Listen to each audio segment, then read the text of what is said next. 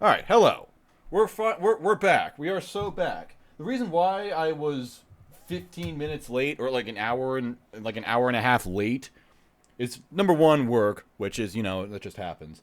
Number two, because driving home from work, I take a very simple route. I take two roads home. All right, really easy. However, one of those roads is now under construction indefinitely because they're doing some big retail project or whatever the fuck, doing some big city development over there. And it's so under construction that they have the middle lane blocked off. This is a 3-lane street, and they have the middle lane blocked off. For some fucking reason. Beats the hell out of me. And not only that, but this is a street that is right above a highway. It's right above the interstate. So there is traffic coming from all over the place. This is a very, very busy street, and they blocked the middle lane of it off. Wonderful. Brilliant idea, everybody. Fantastic. You did it. You saved the city, Patrick. I want to get my Deadbeat shirt in here. Oh, yeah. This is the first time I've worn this shirt. Ooh. Got my favorite cringe VTuber on this. So, that sucks. But okay, I can take another route. So fine, there are ways around that might be just a little bit slower. So I take a small detour, take this one road, and then I'll take a different road so I can get back onto the bigger road, the faster road, a little bit quicker. Okay, well, that second road is also under construction, so I can't take that. And once again, it's another busy street, right above a highway, tons of traffic, under construction. So there's no getting through that safely within a few minutes. Okay, I'll take a different detour. That is also under construction. Okay, I'll take another detour. That is also under fucking construction. Every single fucking road in the city is under construction. Where the fuck do I go? This is bullshit. God. Why am I on this? Why am I on Baseball Reference? It's fucking... And so today, I find out that, my last resort detour is now also under construction, and I posted on Twitter the brilliance of this. They're repaving the road, so this means that they've not only got one lane blocked off, but it's so blocked off that the cones are actually going into the other lane. So this poor fellow here, I'm pissed off about this, but it's not this guy's fault. He's just trying to make it through the day, but the truck is literally too wide for the street because the cones are in the lane, and then you got this shoulder right here. So this guy is just doing everything he can to balance it perfectly in the street, and it is only going slightly well. This is what I had to deal with today. This is what I now have to deal with every day of my life. Or at least every day that I have to work, so 5 times a week. Just brilliant. I love cars. I love living in a city where our main form of transportation is automobiles. This is so smart. Why doesn't the entire rest of the world do this? America, you're free to be stuck in traffic for 10 years of your life.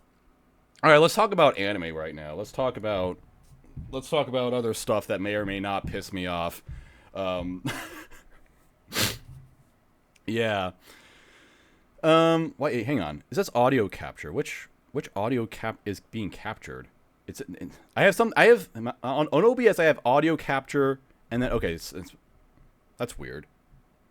Okay, so I have one audio channel that's labeled AT2020, which is my microphone, and then there's another, but it's not doing anything, and I have another layer that's just audio input capture, and that's actually recording me speaking, but that's just my audio box. I don't know why I have both of them. I'm just going to mute one of them just in case. Just mute the silent one. And, yeah, alright. So, we are ready to begin. This is going to be a very weird season, because there are several franchises that are coming back to haunt me. Some of my least favorite franchises in all of anime, in the entire media sphere. But at the same time, I do know that there is not one, but 2 anime by Studio GoHands being produced this season. So, I am blessed. I am blessed with the next coming Why the fuck is Masamune getting a season 2? We are going to talk about that, my friend. Oh, I have some shit to say about Masamune-kun's revenge. So I've been blessed with the next coming of GoHands, and I'm excited to see this new chapter in their saga. A saga that only continues to get more and more interesting. GoHands, they sure know how to get themselves into trouble and to piss everybody off, and that's why I love them. What a beautiful, beautiful group of people they must be. I assume it's a group of people. I actually have no idea who the hell works at GoHands. They're one of those studios where you just never hear from them. They just appear every 2 years. They're like, all right, here's this brand new anime we worked really hard on, and then it's like, and everyone looks at it, it's like, this is a piece of shit. What the fuck is this? Bless GoHands. I love Studio GoHands so much. May they never die. All right, so I'm going to start off in neutral territory here. We've got the second season of Jujutsu Kaisen. I'm so glad that it's actually called Jujutsu Kaisen, that they didn't localize it into Sorcery Fight. That would have been so stupid. You know, at least like Demon Slayer, you know, that one's like okay. And they also still added the Kimetsu no Yaiba just to make it a little less generic sounding. But with Jujutsu Kaisen, they're just like, you know what? There's no fucking way we can keep the English title of this, so we are just going to keep it the way that it is. Nothing we can do about this. But anyway, it's getting a second season, and I frankly don't have anything to say about that. I watched most of the first season. I didn't stop for any particular reason. I just didn't finish it. I will watch the rest of it at some point soon. It's fun. It's a pretty good action series. That's really all I can say about it. Like, I kind of don't get why there is this crowd of people, which is like everybody in the world basically, that says this is like the best show ever. It's like the best shonen series ever. I mean, although at the same time, I guess it's not fair to... Like, I'm not complaining necessarily, because I don't really think anything is wrong with Jujutsu Kaisen. Like, it's written decently enough. It has fine characters. The animation's really flashy and awesome, so that's pretty cool. I guess that's why a lot of people like it, because it's, you know, got the good animation, kind of like Demon Slayer. Maybe I answered my own question, but other than that, I just don't have any particularly strong attachment to it. Is it all the same people working on this? No, they changed the director. But he did do lots of Chainsaw Man stuff. And he worked a lot on the first season, so that's fair. And did a lot on Osama ranking as well. Okay, so I'm sure that this will be fine. I doubt that there will be like a significant enough drop for people to think like, oh no, Mappa ruins another series. Once again, common Mappa L, something like that. So, yeah. Although, where is the director of the first season? What is he doing now if he's not doing this? What is he up to? What is he cooking? Say Songho Park. Project Bullet.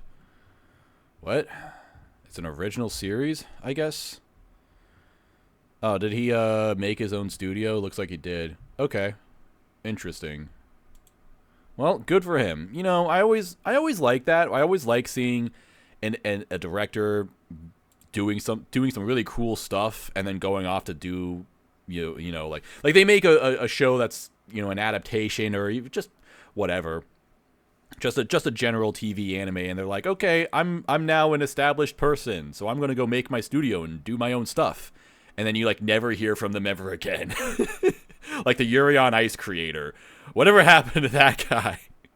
That lady. Yuri on Ice, the movie. It's coming out someday, guys.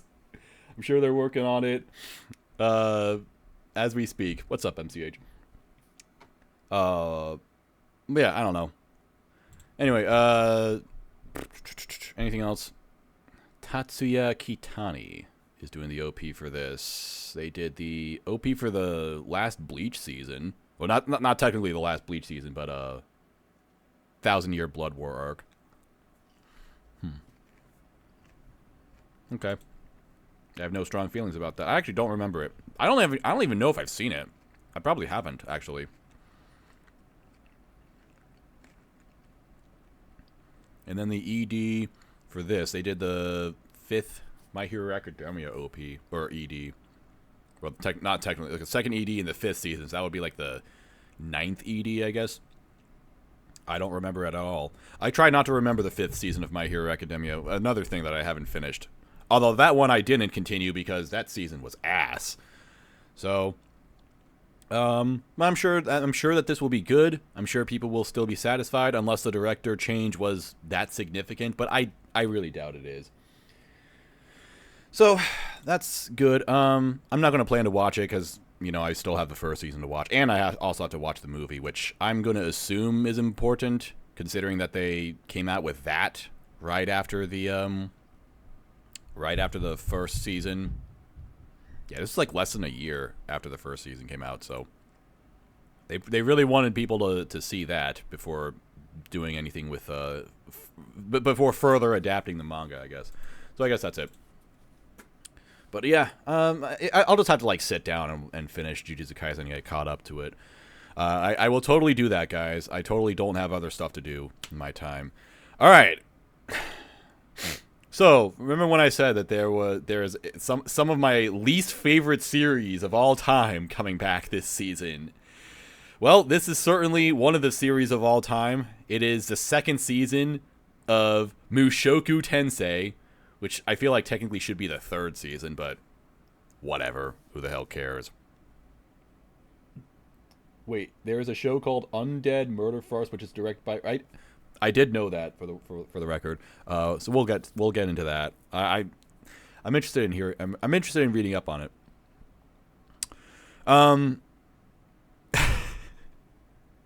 What do I say about Mushoku Tensei that I haven't said already? It's a very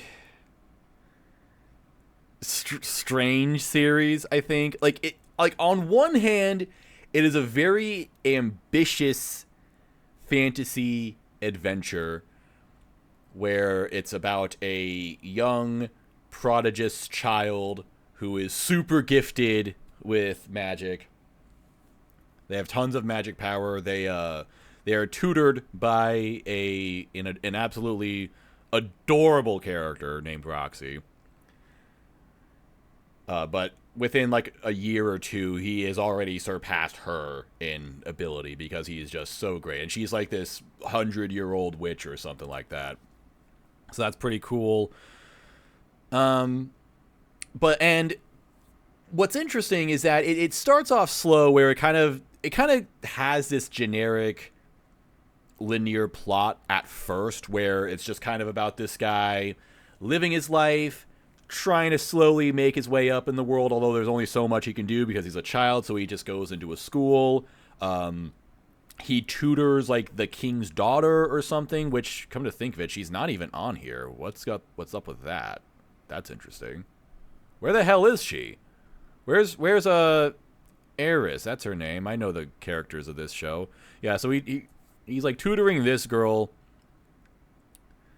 And then late into the first season, the first part of the first season, it goes all Final Fantasy VI on our asses, where some kind of weird apocalyptic event or something happens. Some huge cataclysmic event strikes the world and just throws everything into disarray. The main character is sent halfway across the world, separated from everybody, and the status of everybody else is completely up in the air. He has no idea what's going on with his family.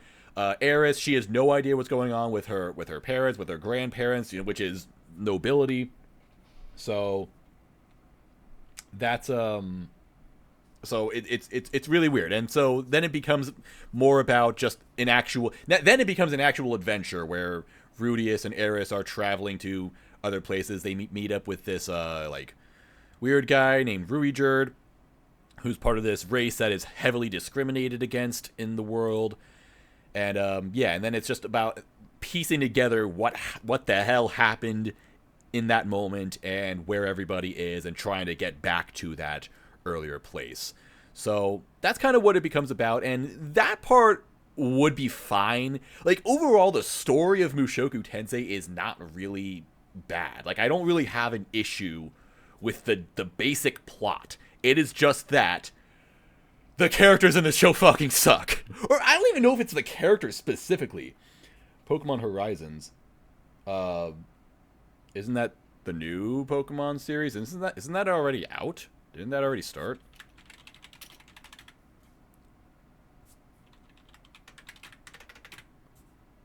I have no idea what it's going to be called on my anime list.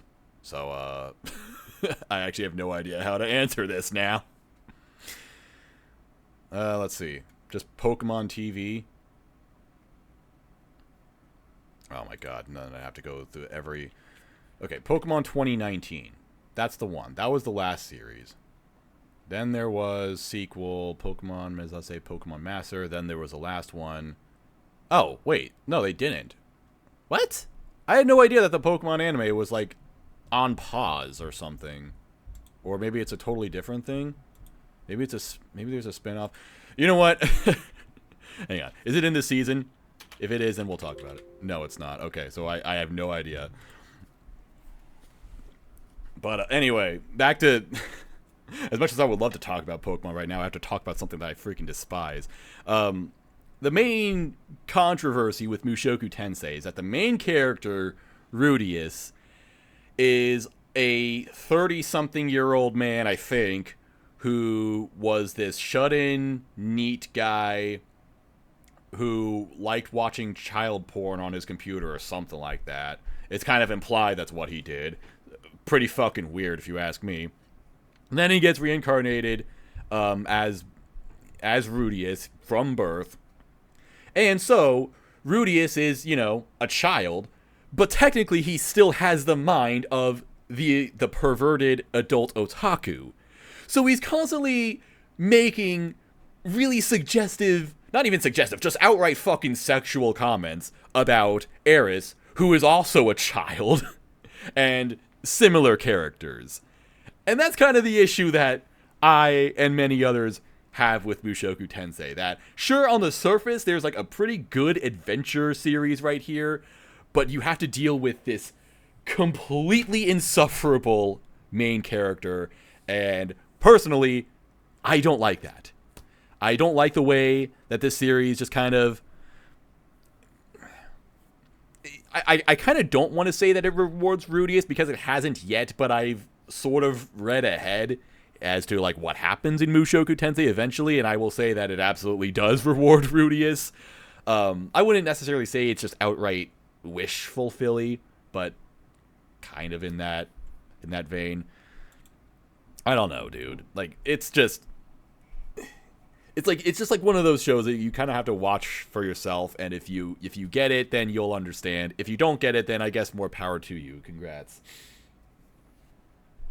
Yeah, it's very polarizing. It's probably the most polarizing thing. Yeah, I gave the second season of Mushoku Tensei a 1 because I was just fucking tired of dealing with it. I gave the first half of it a 4 because I was like, I kind of wanted to give it the benefit of the doubt, I guess.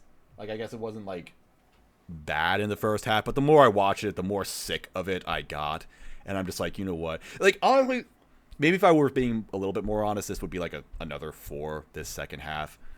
Maybe something lower, like a 3. But it also spawned some of the most annoying fans on Twitter, where if you say anything bad about the series, then a bunch of people come to its defense and just go, you just don't get it, get filtered, normie, and just dumb shit like that is what they spew. And I'm like, you know what?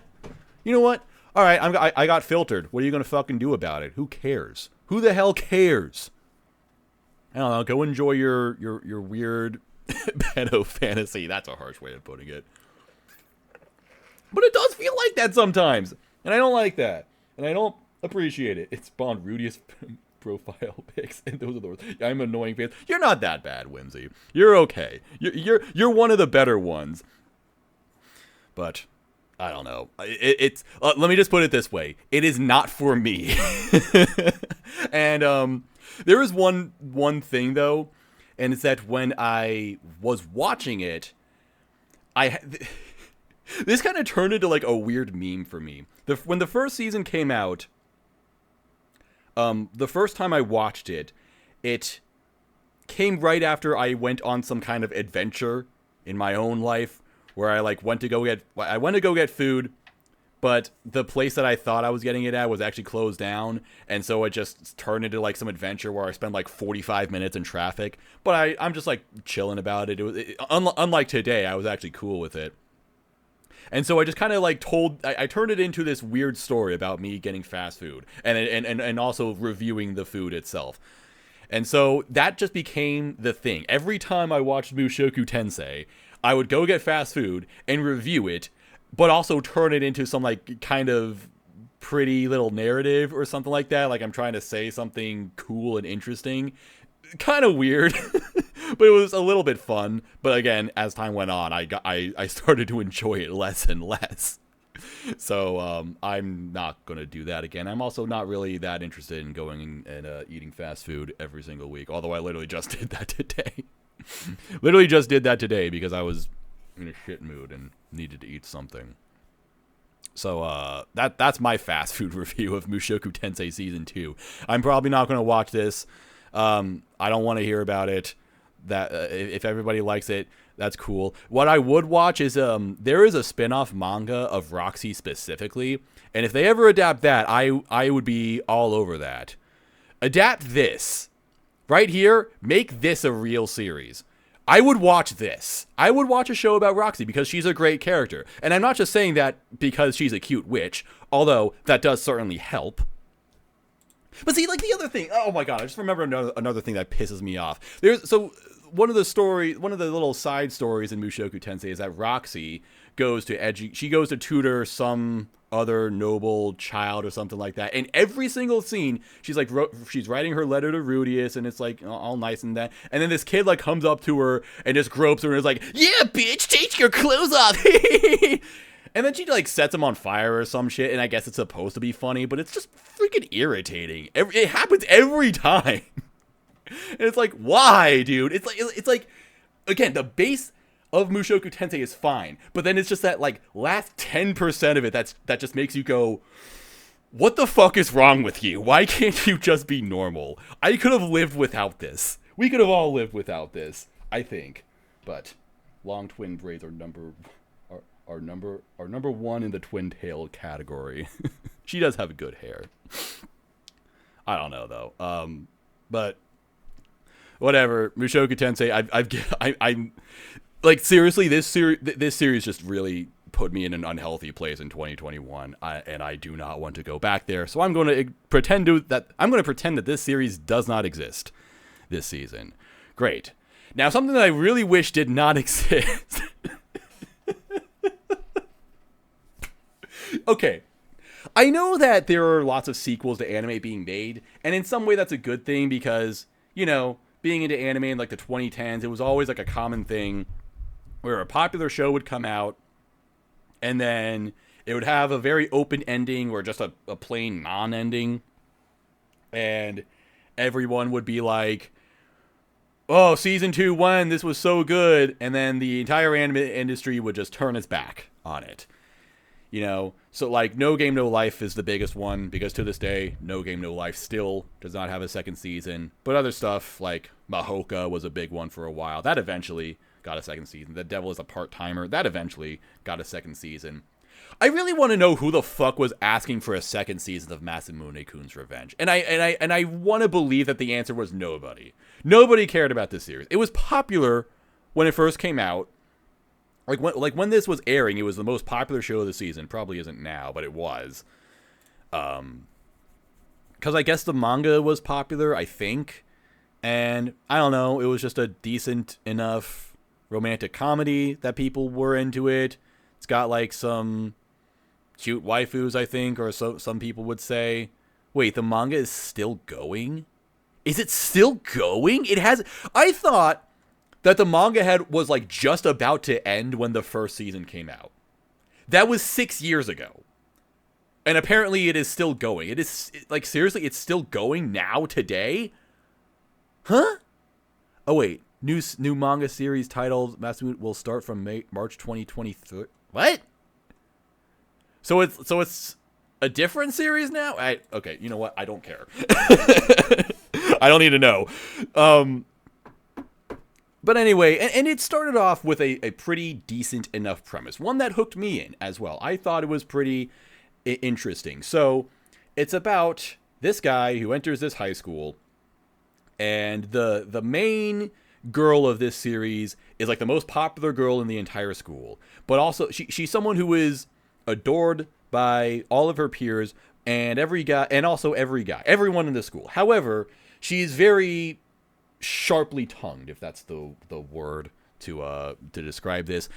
Lots of guys will ask her out, and then she will absolutely put them into the ground, just completely break their will to live, if just because she doesn't like them. She looks down on them. So the main character is sort of one of those people. Not necessarily in the same way, but because he knew this girl from early childhood, and she made fun of him for being fat. She called him Piggy or something like that. So he stuck with that. That stuck with him for the entire rest of his life. And like 10 years later, he's now going to the same school as this girl, and he's become cool main character guy. He now looks good. He's in shape. He can do whatever. But I lost my train of thought for a second. Yeah, he's just like he's a Chad. He became a Chad. That's what he did. He went from fat guy who was being made fun of by this girl to big Chad dude. And he's like, all right. So so his plan is to become popular in the school and win the attention of this girl and go on a date with her and go out with her and then break her heart in the most shocking and appalling way possible. He wants to get one over on her so badly. He has made this his life fucking mission. He wants to tear this girl down. So I'm like, okay, that sounds pretty fun. If the series goes in that direction and at the end of the season we get that big FU, this will probably be a pretty fun show. And I was thinking for the most part, I'm like, this is like a solid, 5 out of 10 rom-com. I don't love it, but it's okay. And then the series just doesn't end. What happens at the end? What is Masamune-kun's revenge? Nothing. He does nothing at the end of the season. There is no revenge. There is no nothing. The series just ends. Guy, we actually looked at the title wrong the entire time. It's not Masamune-kun's revenge. It's Masamune-kun no revenge. Oh, whoopsies. So that's why I particularly dislike it. And if you want to know more, guess what? I reviewed it all the way back in 2017. And this review I have a special place in my heart for this review because I wrote this out of passion. I had a burning anger in my heart from this series. I was so mad about it. And I really thought that I was going to get shit for this review because, again, this series was really popular. So I'm like, okay, I am going to tear this anime to pieces in this review. And because it's so popular, surely a bunch of people are going to be mad at me and say that I'm like an asshole for reviewing it negatively. However, no one minded. In fact, everybody in the entire world loved this review and said it was great. You put more effort into that review than I did university assignments. I hope not, because I wrote this review in like one sitting in a couple of hours. But it was, again, just pure passion into this. It was pent up aggression towards this show. And yeah, and I need to point out one particular thing. All right, so here's my summary of the series.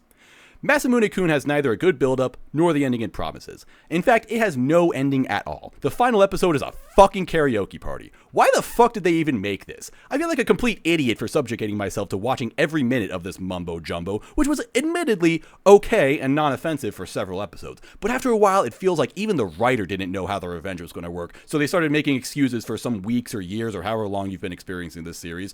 Oh god, could you imagine a second season of this? March 23rd, 2017. Jesus fucking wept. It's happening. Masamune-kun Revenge got a second season against all odds. Once again, who the fuck asked for this? Who are you? Show yourself immediately. We need to talk. We need to say words. We need to exchange words with each other. Why would you do this? Why have you allowed this to happen? The angst of 2017 Moz was next level. Could not be beaten. I wish I cared for things that much.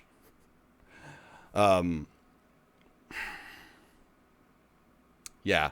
And the ending of the first season, as well as just getting away from the general revenge plot, it also introduced some other guy who was in some arranged marriage with the main girl, and the main guy took offense to that or something. It was weird. It was stupid. Everything about it was stupid. The whole show was just stupid. The main girl isn't even hot. Like, that's the weirdest thing. I always hate it when shows are like, they hype up some anime character. You know, like, oh, she's the most hottest girl in the entire school, and it's like, how? In what fucking world? I guess the world of this series, but, no. No, thank you.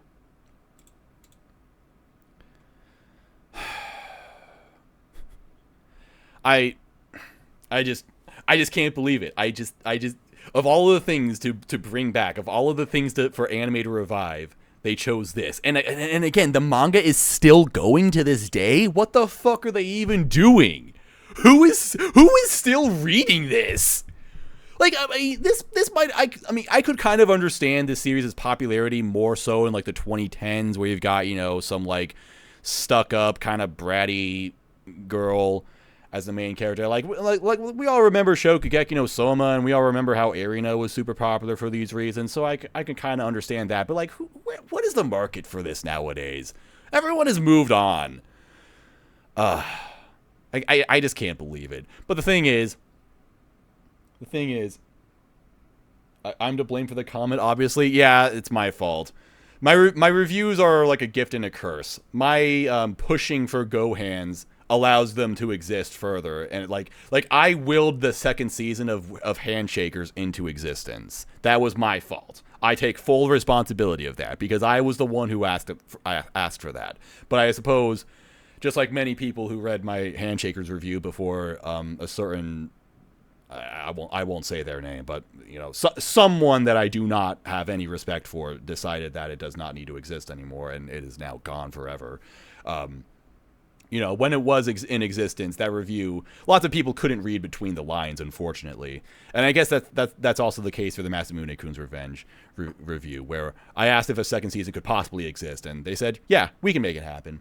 Thanks, guys. Thank you all. So, thing is, though, I'm watching this. I'm going to plan to watch this. You have to understand. I need to watch this. This series upsets me so much, and I'm so baffled by its lifespan, its ever-expanding lifespan, that I need to know what happens. And I need to come back, and I need to give it its just desserts. Because apparently, it didn't have enough the first time. So I'll see you later, Masamune-kun's Revenge. See you on July 3rd, motherfucker. God. I just can't believe it. That's going to be my revenge. That's right. As I said in my review, like this series wasted 4 hours of my life. So I'm going to get my revenge by writing like a 1,300 word review on it, or whatever I said at the end. Oh, it was 2,228 words on it. I kind of wrote it doesn't feel like I wrote a lot, but I guess that's how much I wrote. Haha. Take that. All right, let's talk about some better stuff. Bleach, 1,000-Year Blood War arc, part 2. So, Bleach is adapting its final arc in the manga, a very, very long arc. However, there's okay, no. However, so what's going on with this is that they have already. I saw a rumor. I don't know if this was ever confirmed, but someone said that it is a split 4-cour series. So the first part of it came out in fall. It was 13 episodes. So I guess they're just going to kind of keep doing this every other season. Hang on. Excuse me. Every other season, they're going to bring out a new season of Bleach. So, that's all that really needs to be said. This is now the second part of 4, adapting this huge, giant-ass... don't make a comment about Season 3 this time. See, I almost feel like that's inevitable at this point. Like, if they're going to continue with... If Masamune-kun is going to continue with Season 2, they're going to make Season 3 eventually. I just feel like there's nothing we can do to stop that. So sometimes that's why I have to be angry, and that's why I have to vent about it sometimes. That's why I have to write these reviews. I just have to. That's my only form of rebelling against it.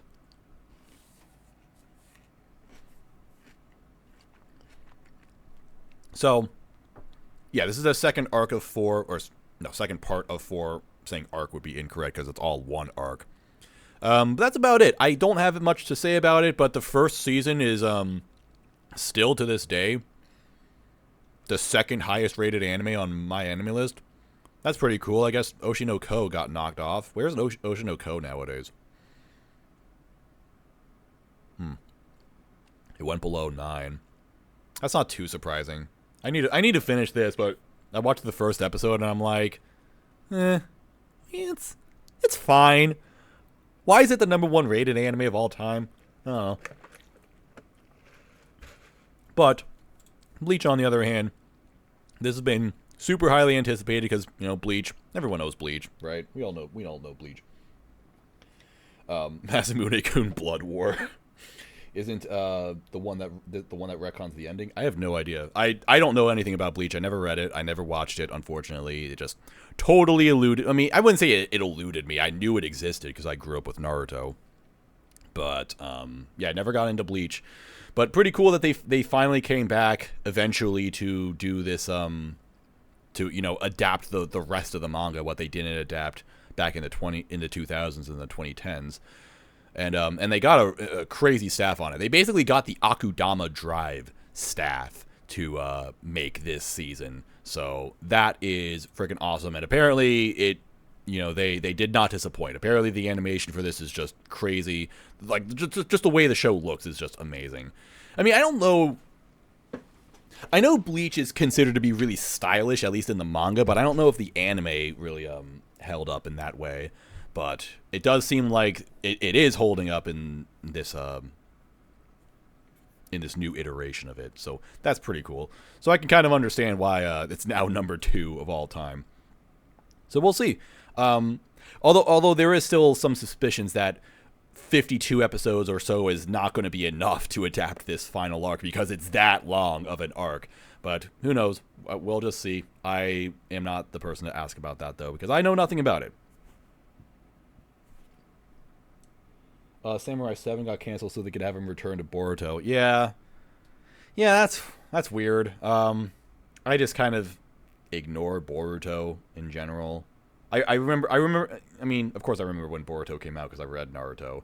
But yeah, when that started, I read the first chapter. I didn't even read the first chapter of Boruto. I read one page of it, and I thought, you know what? No thanks. I don't need this. I don't need more Naruto that's drawn by Kishimoto's assistant. No thanks. I don't need a series about their freaking kids. Let's learn to live and let die. Let's learn to end things. I think that ending things is cool sometimes, but I don't know.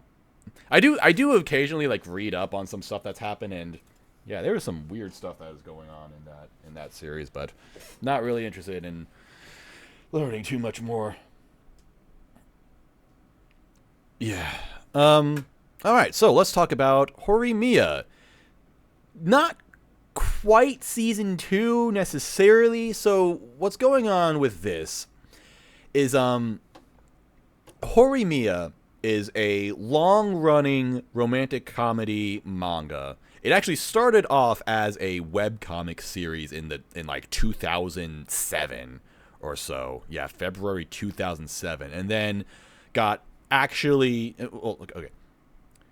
It then was published as an actual manga. It basically got the One Punch Man treatment, where someone just kind of started this thing on the internet, and then, I don't know, someone or another got into it and was like, hey, let's make this an actual manga. You know, like, I'm an actual manga draw person, so we can, you know, get this published for real, and that'll get it more attention and stuff like that. And they're like, okay, cool, yeah, great.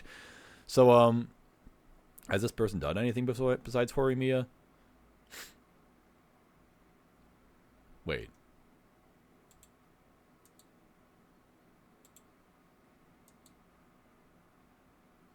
Hang on, I'm confused. Oh, never mind. Never mind, I was looking somewhere else at something else. Although not quite, because One Punch Man was... I guess this person wasn't really that much of an... Like, they weren't an established mangaka before doing the Horimiya manga.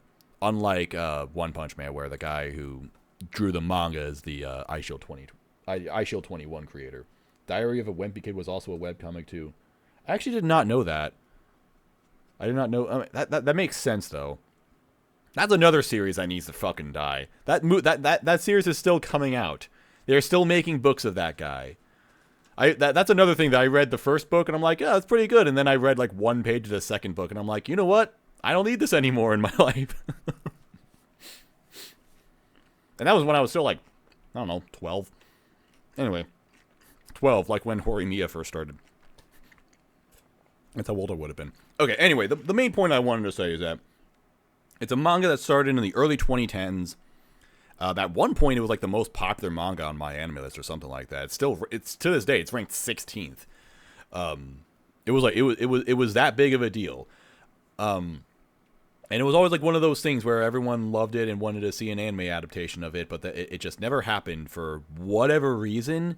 I'm really not sure why they took so much time making an anime out of it, because again, you know, everyone seemed to want it, but I don't know. Sorry, I had to adjust my camera for a second.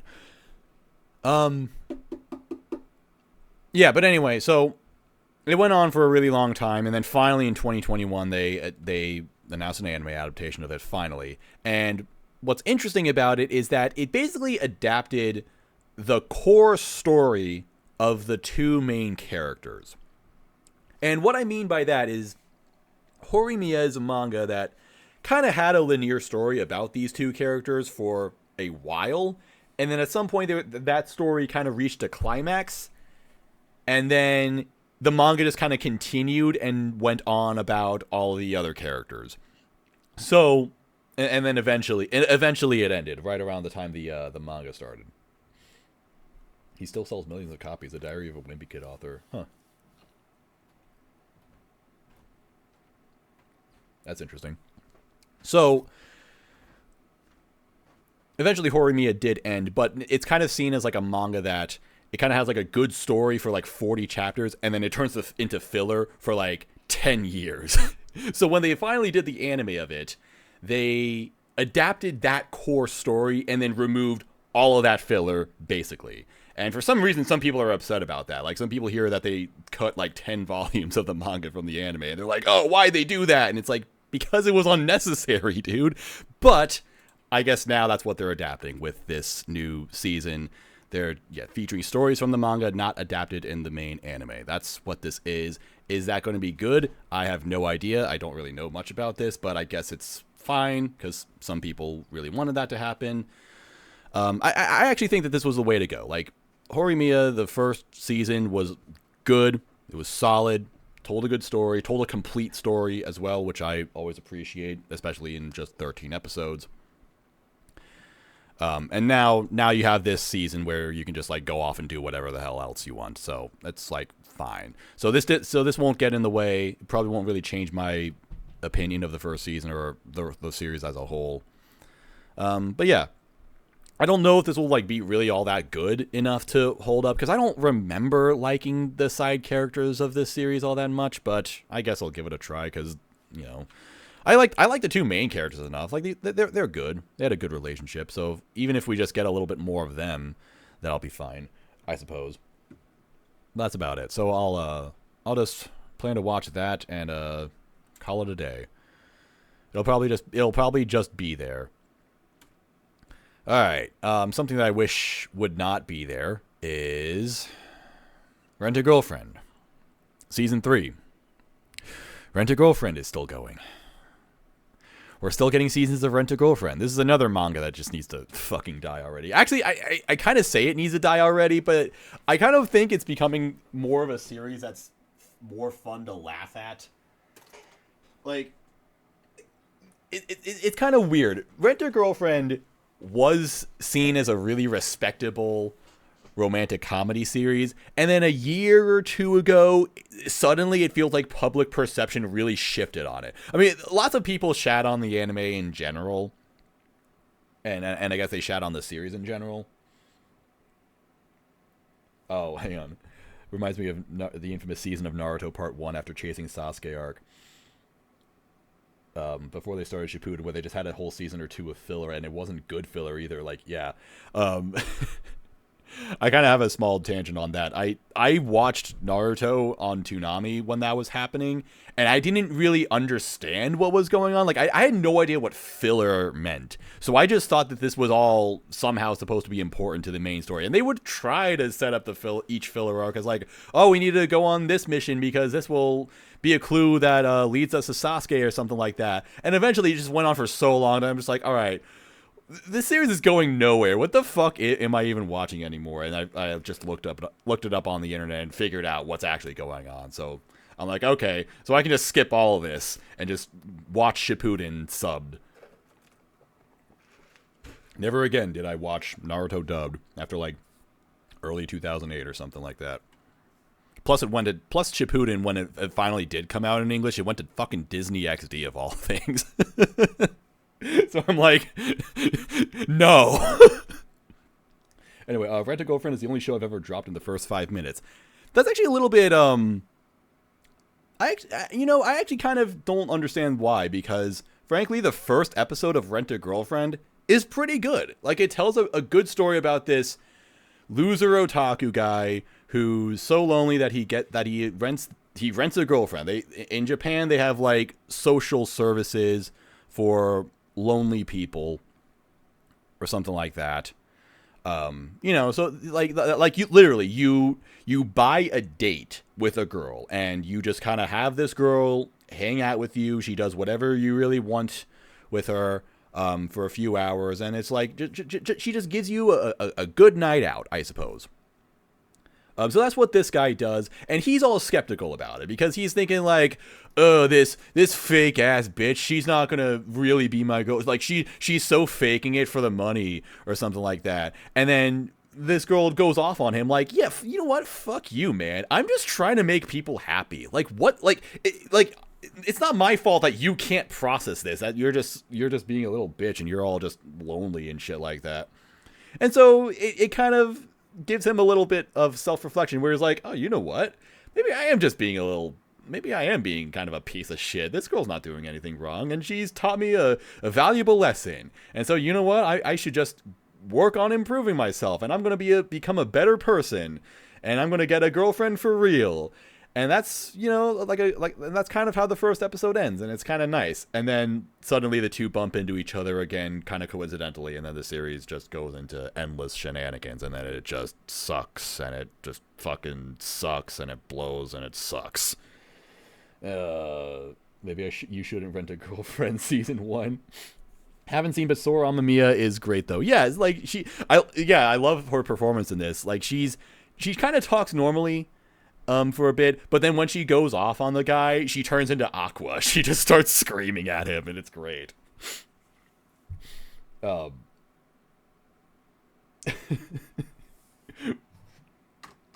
after the first episode, the series completely sucks. Like, watch the first, 20 minutes of the first episode, and then just shut it off, thinking that that's the entire series, and your life will be a lot better for it.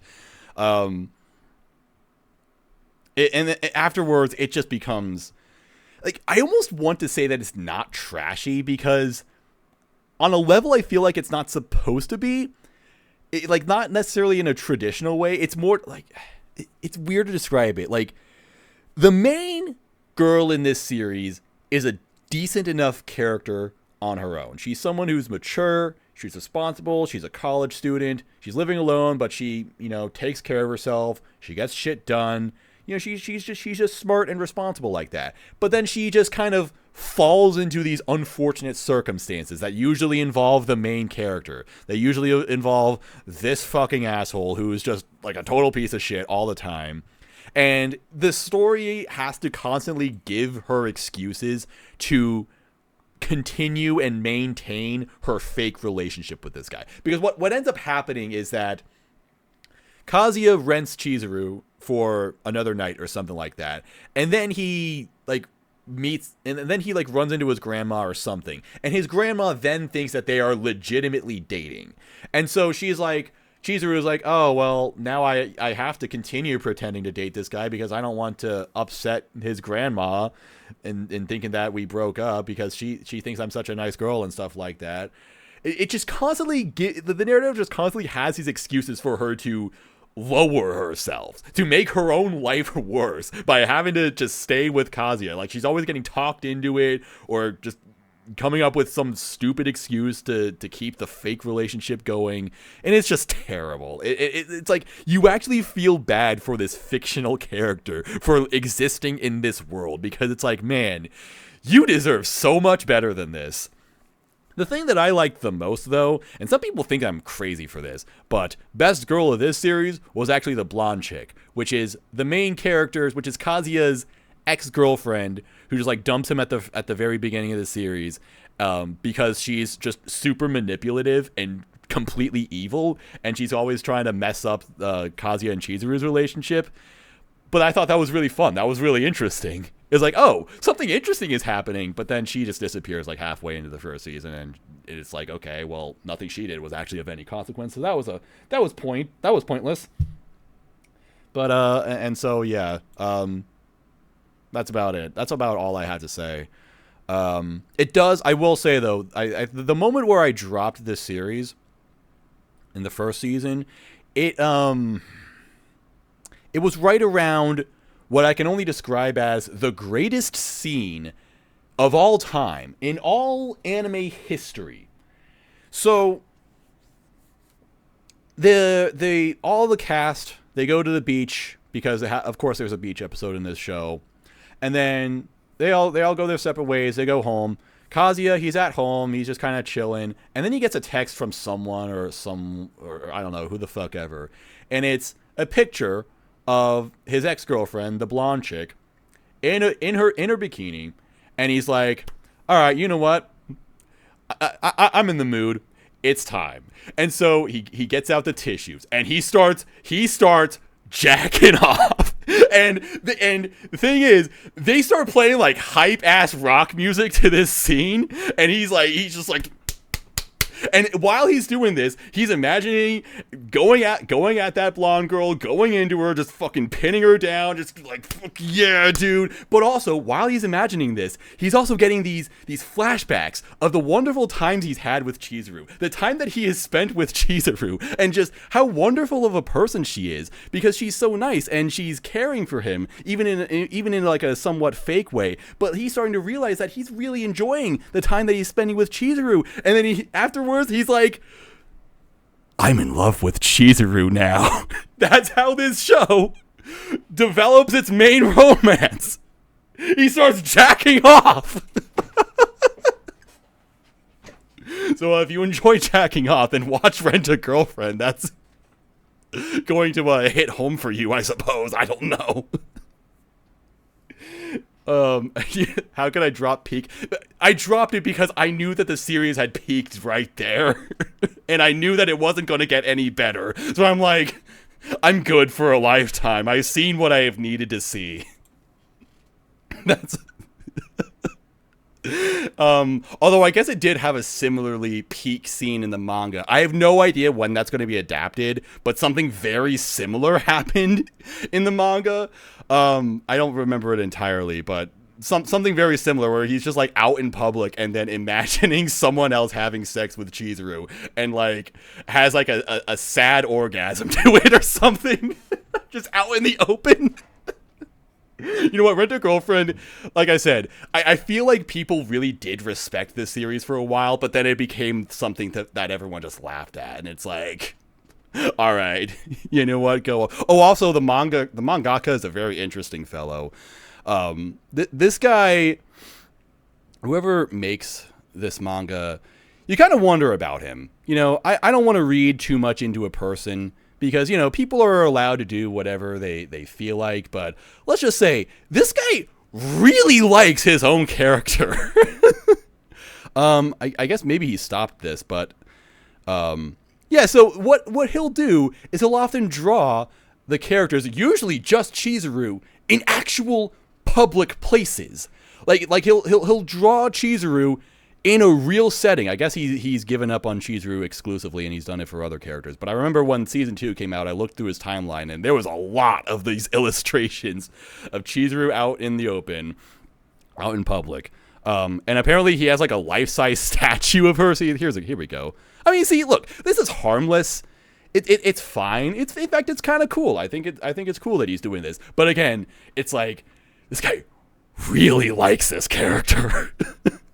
So that's all I can say about that. Not reading too much into it. Just he's an interesting guy. Yeah, if I was a mangaka, I'd create a perfect character for me. Yeah, you know what? I can't blame him too much. So good for him. Yeah, I'm looking forward to what people say about this season of Rent-A-Girlfriend. Okay, now let's get through these this other stuff. Zom 100, Bucket List of the Dead. I have not heard of this. This anime is a part of a production deal between Viz Media, Shogakukan, and Shogakukan Shueisha Productions. I have no idea what Shogakukan even is. What other stuff have they had their hand in anime? Lots of stuff. Nothing I can really take from that. Oh, yo, Kanabun has an OP for this. Let's go. Okay. That's one of my favorite bands right there. Although I haven't been super into their more recent stuff. Kind of like the Skip and Loafer song. They did the OP for Skip and Loafer. That was kind of like, it was okay. Anyway, in a trash-filled apartment, 24-year-old Akira Tendo watches a zombie movie with lifeless, envious eyes. After spending 3 hard years at an exploitative corporation in Japan, his spirit is broken. He can't even muster the courage to confess his feelings to his beautiful co-worker, Otori. Then one morning, he stumbles upon his landlord eating lunch, which happens to be another tenant. God, I hate it when that happens. The whole city's swarming with zombies, and even though he's running for his life, Akira has never felt more alive. Yeah, you know what?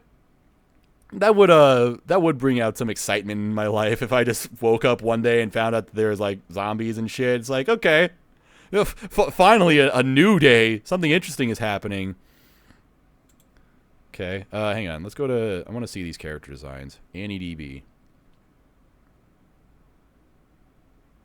She is very colorful.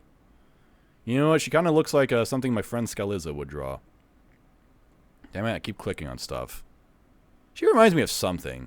I don't entirely know what, though. And this guy. He's okay. Ken? Yo, Ken. Is this actually... Are we getting an anime adaptation of the Barbie movie? He almost fits. He almost fits the role. That's almost Ken right there. Alright, well, it sounds kind of funny. Is it a... It's a manga, right? Yeah.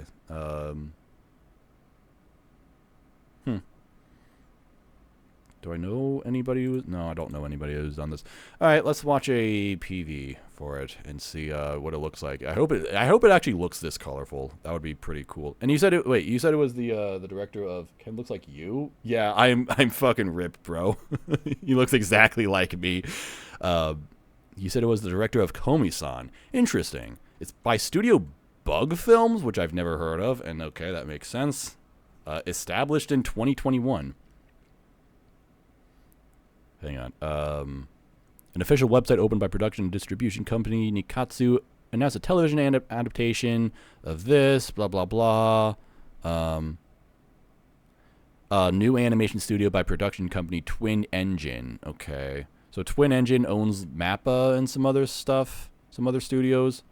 So, yeah, they own Geno Studio, who does Golden Kamui. Oh, wait, that was Brainspace who did the last season. What? Huh? What happened there? I'm actually not sure. Do they own Brainspace as well? Maybe they don't own studios necessarily. They definitely own a lot of series in particular. Like I remember Twin Engine made this big deal of like, oh, we're gonna produce a bunch of these anime, and a lot of them were gonna be like weird, like Karakuri Circus and Kokoku and Babylon, which most of them were actually terrible. But they also had Golden Kamuy, so that's cool. Shout out to that. And they also got Vinland Saga off the ground, so That's cool. Hang on. Dugout sound production. Hang on. Who is this? Do I know this? Oh, it's just a producer. Oh. Well, they did produce Zombieland Saga, so that's pretty cool. All right, now let's actually watch the video. But yeah, if it's the director of Komi-san, then maybe it'll be good because Komi-san had great direction. Shit, I closed it. Ohio. That was sick. That was like a heavy outro for Kanabun. That's exciting. I really like the way the zombies look. I don't know if the show will necessarily look like that all the time for like every zombie scene, but like the way it was desaturated, but then there's all this colorful blood. Like that's awesome. That's really cool and creative. Yeah, that's pretty fantastic. I like that. All right. Well, I don't know how good this will be necessarily, but I will plan to watch it because it seems fun enough. So that's all I really need. Hiroshi Seko, series composition. This guy has written for tons and tons of good stuff. Like he's written for Vinland Saga. He's written for I mean, these are all like adaptations, but still like pretty good adaptations, I think. Sorry, like the JJK. Dorohedoro, Attack on Titan, the final season, all of the final season, so like the 6 parts of the final season. There was something else I wanted to point out. Oh yeah, he also wrote Decadence, which is pretty interesting.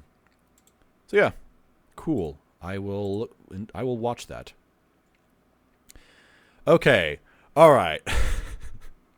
Wow, this is the 8th most popular show. Let's fucking go. Let's fucking go, Hands! Uh-oh, nerds. GoHands is back. You thought you'd seen the last of them because in 2021, they finally put an end to their shenanigans with the Handshakers series. In 2017, they made Handshakers, and it is the most beautiful and amazing anime ever created.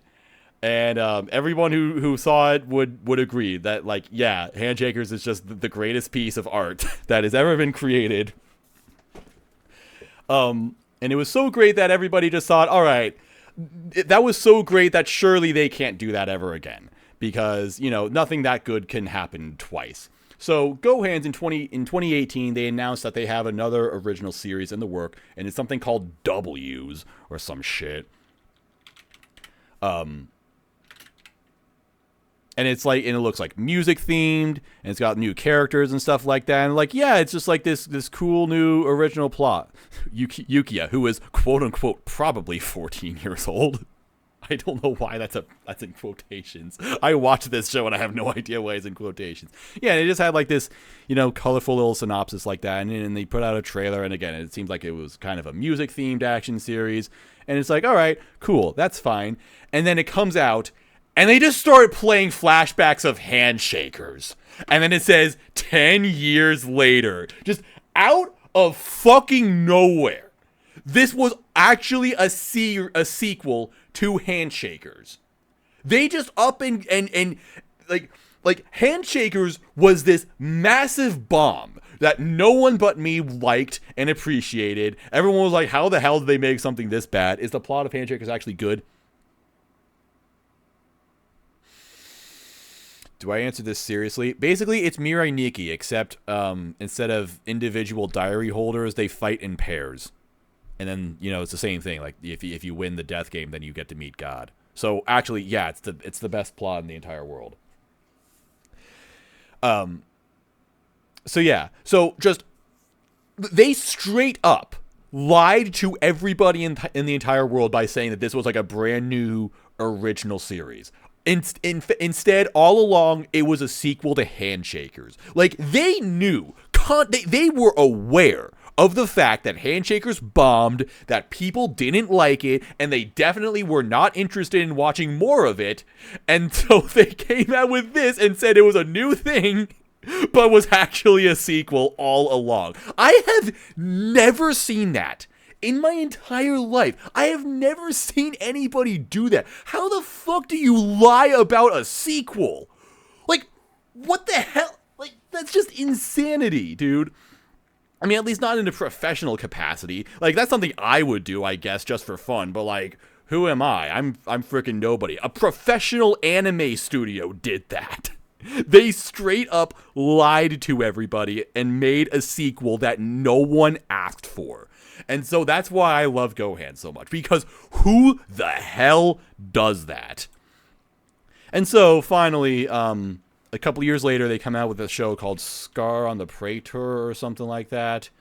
And I was thinking maybe this is going to be the same thing. Maybe this is going to be Handshakers Part 3. It wasn't, unfortunately. It was just like a new original thing for real this time. I didn't like it very much. It honestly wasn't that good. And it didn't even have the same crazy visual flair that Handshakers did. So I'm like, okay, I think this joke has kind of run its course. You know, Handshakers. We had a good run, Handshakers, but it's over, and we've all moved on. And so I was thinking, okay, you know what? Maybe GoHands isn't all that exciting anymore. Maybe I won't be all that interested in what they're doing from now on. However, this was not the only show they had coming out in 2021. In fact, in the very next season, this came out in winter, in spring 2021, they were scheduled to do an adaptation of Tokyo Babylon, which is a manga from the 90s by Studio Clamp. And Clamp, I don't actually think it's a studio, but Clamp is a group of artists, a group of creators who are most famous for making Cardcaptor Sakura and Code Geass. Well, I don't think they like specifically created Code Geass. They at least did the character designs of Code Geass. So famous collective right there.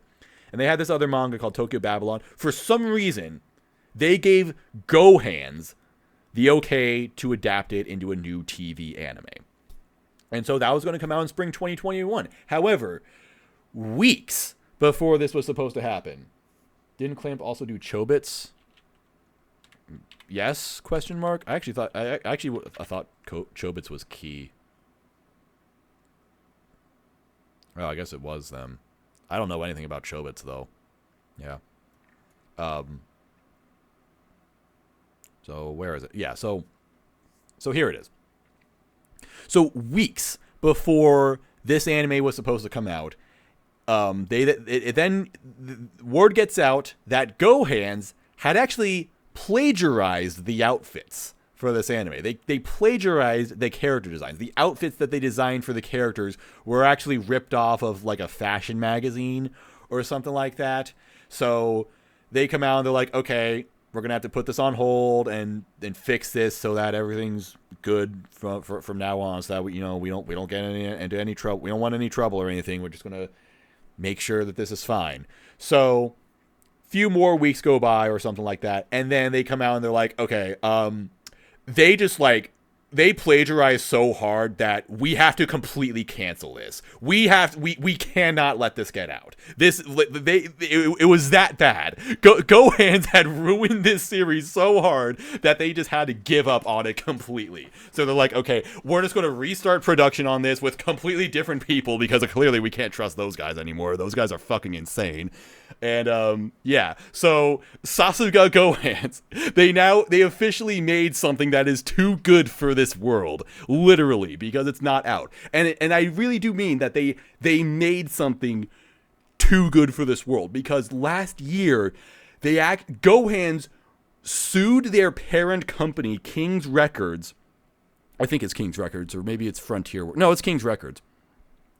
Because they apparently were not paid all of their share for the work that they did on Tokyo Babylon, of which they said that they had already completed 12 episodes of before it was even supposed to come out. Like, by the time it was canceled, they had 12 episodes of this anime completely done, ready to air, and they were not paid all that they were owed for all of that work. So I don't know what the result of that lawsuit was necessarily, but it just makes me, it just kind of gives me confirmation that somewhere out there, GoHands' version of Tokyo Babylon exists.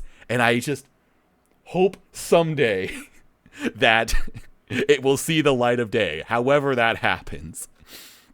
So what would become of GoHands? I frankly wasn't sure after that. But then suddenly now they have this other project coming out, How many times did I go back? Jesus. And it's once again an adaptation of a pretty popular manga. The girl I like forgot her glasses. Sounds riveting. I don't know. As the desk mate of Ai Mie, Kaede Komura always has his attention fixed on her. Attracted by her cute charms, all he wishes for is that she would look at him with those beautiful eyes beneath her glasses. But just a few days after making her acquaintance, Kaede notices something different about Ai. Her eyes are squinting, and her glasses are missing. Nonetheless, he still finds her adorable.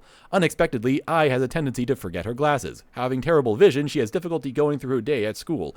Thankfully, Kaede is more than willing to help her. As Ai starts relying on him, Kaede's feelings for her grow even more. Likewise, despite her short-sightedness, Kaede slowly becomes the person Ai always hopes to see. Now, maybe hypocritical of me, but I don't wear glasses all that often. These are computer glasses. I don't need glasses to see. I just use these because of blue light strain.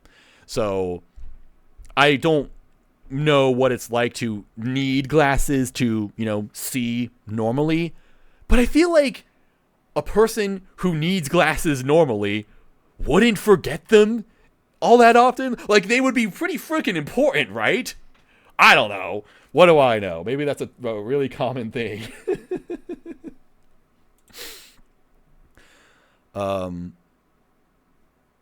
This is a pretty nice... She has a very frumpy design. Is that the right word to say?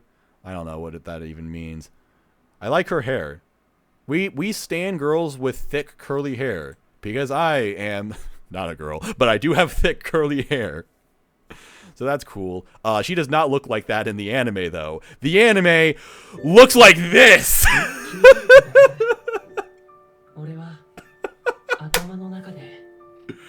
GoHands Masterclass! They fucking did it, guys! They're fucking back! They are them! Bow! Bow! This looks unironically good. The amount of lines on her hair, though. When this trailer first came out, I saw so many people shitting on this. I saw so many people like, oh my god, GoHands up to their fucking stupid shit yet again. The reason why I love GoHands so much is, I love the absurd things that they do. Like, the pranks that they play on everybody, the Handshaker sequel, the Tokyo Babylon shitstorm. That's why I really hold a special place for them in my heart. But also, this studio is truly one of one. The things that they do, and again, I'm not just talking about handshakers and stuff like that anymore. Like, what they actually do to their anime, the way they animate their stuff. Like, no one else is doing this. The tagline for their studio is animation entertainment to advance or something like that. Like, they see themselves as these, really groundbreaking creators in the industry, and no one is paying attention to them. No one is following their example. No one is taking influence from them or anything like that. And yet, they still try. No matter how many times they make something like completely bombs. Again, Handshaker's bombed. I assume that the sequel bombed as well. Scar and the Praetor bombed. Like, the only thing that they really have that's successful nowadays is K, which they, certainly do milk for all it's worth. But, like, they have nothing to really show for all the crazy stuff they do, but they still freaking try. And you know what? I respect the hell out of that. I would rather take this. All right? Like, you can shit on this all you want. You can say that this is the worst animation you've ever seen. I would rather have this than all of the low-quality garbage that comes out of every generic-looking anime ever. All of those, like, silly low-quality screen caps you get of anime, like when Yuri on Ice came out and everybody took screen caps of like in-between frames where the characters looked off-model because of course they looked off-model. It's a fucking in-between frame, you stupid dumbass. That stuff is really boring to me. All right, jank CG and stuff like that, things that look out of place. It's so boring. I have seen it so much. There is not enough anime that looks like this. I will never get bored of this.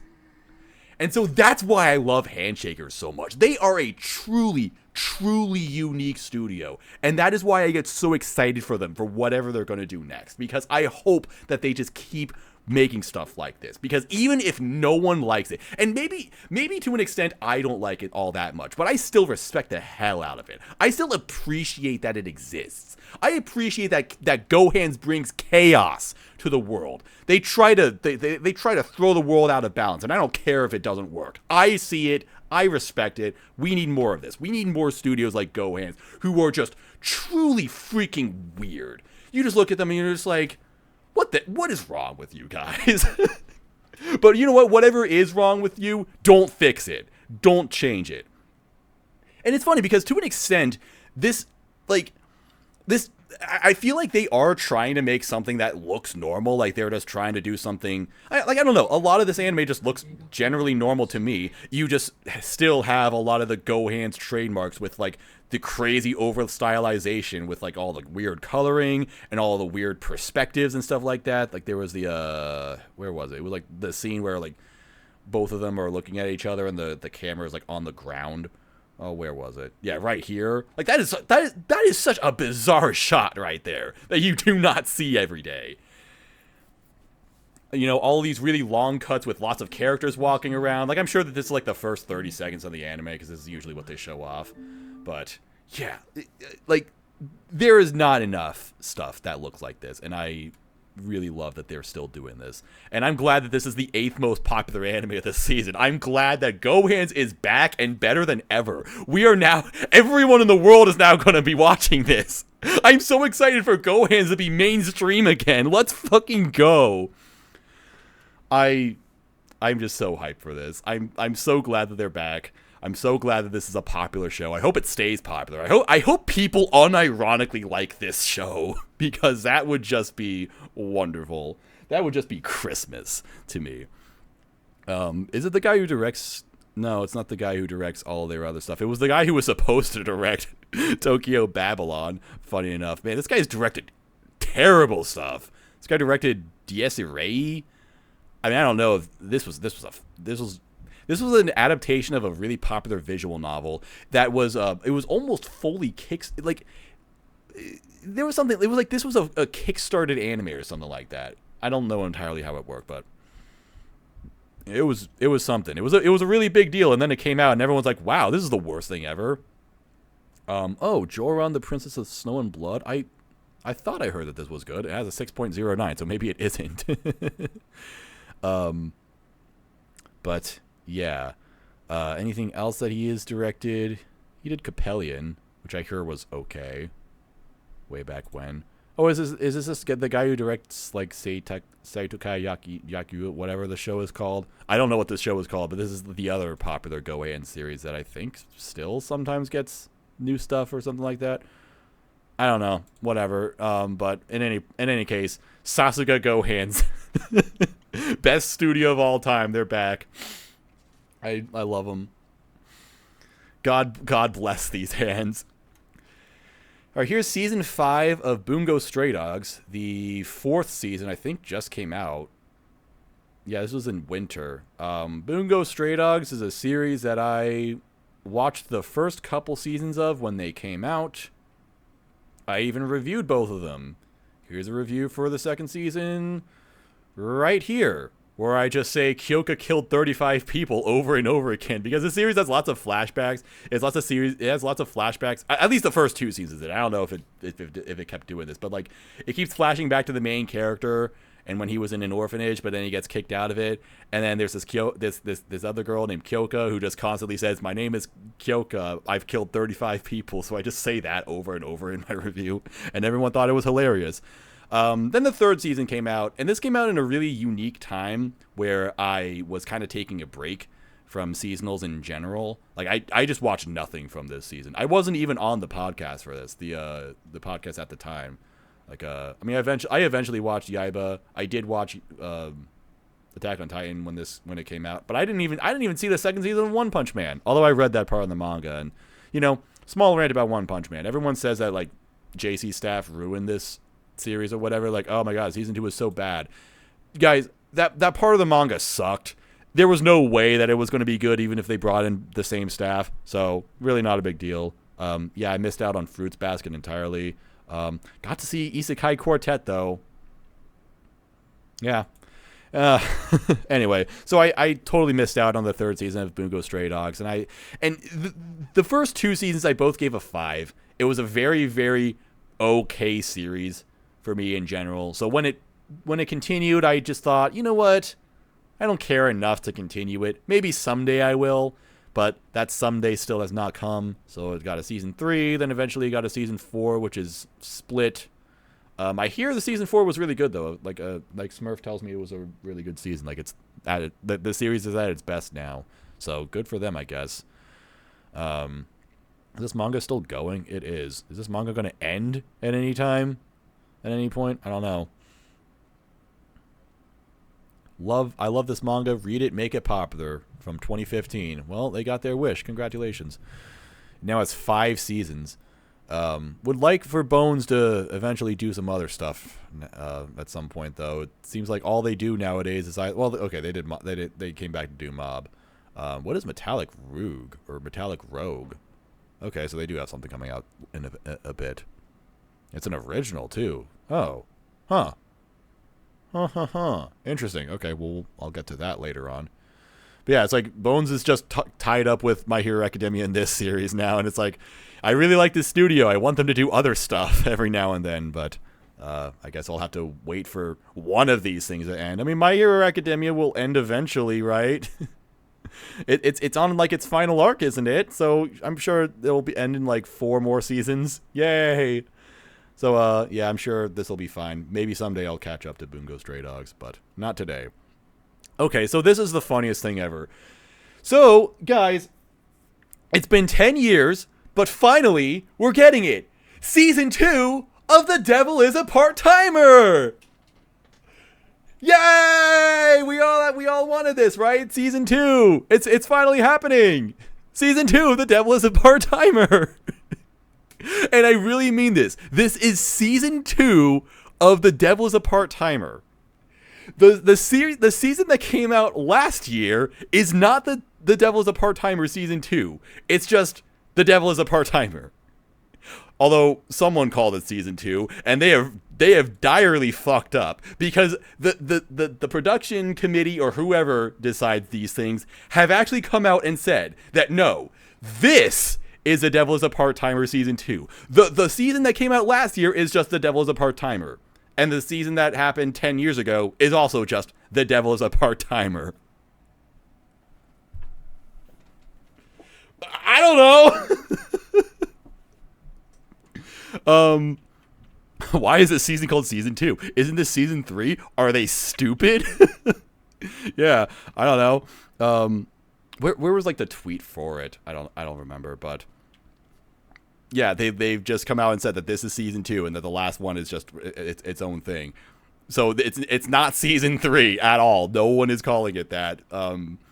But yeah, Season 2 of Devil is a Part-Timer is finally happening. The season that came out last year, you know, the series finally came back. Everybody was asking for Season 2 of The Devil is a Part-Timer, a series that came out in the early 2010s. I watched a couple episodes of it. It was all right. I didn't watch any more of it, unfortunately.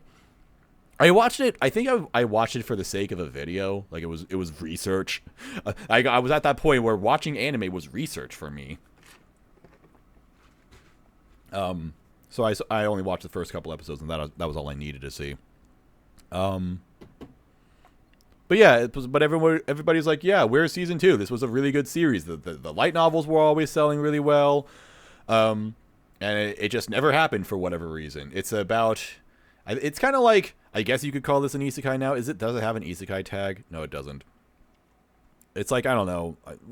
What is this about? Like, again, it's like the demon king of some fantasy world gets reincarnated, and he's just like an ordinary guy, so he has to get a job, and then he works at a McDonald's or something like that. And so it's just like a McDonald's run by a bunch of weird magical people, something like that. But yeah, and everyone's like, yeah, Season 2 when? And it never happened. But then finally last year they came out with it again. They revived the series, and then everyone's like, wow, this is a piece of shit.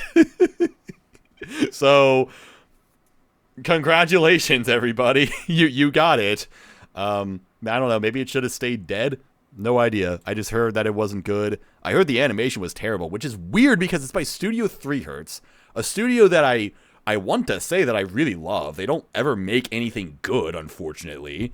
But they made Flip Flappers way the fuck back when. That was awesome. They made Princess Principal way the fuck back when. They don't make it anymore, unfortunately.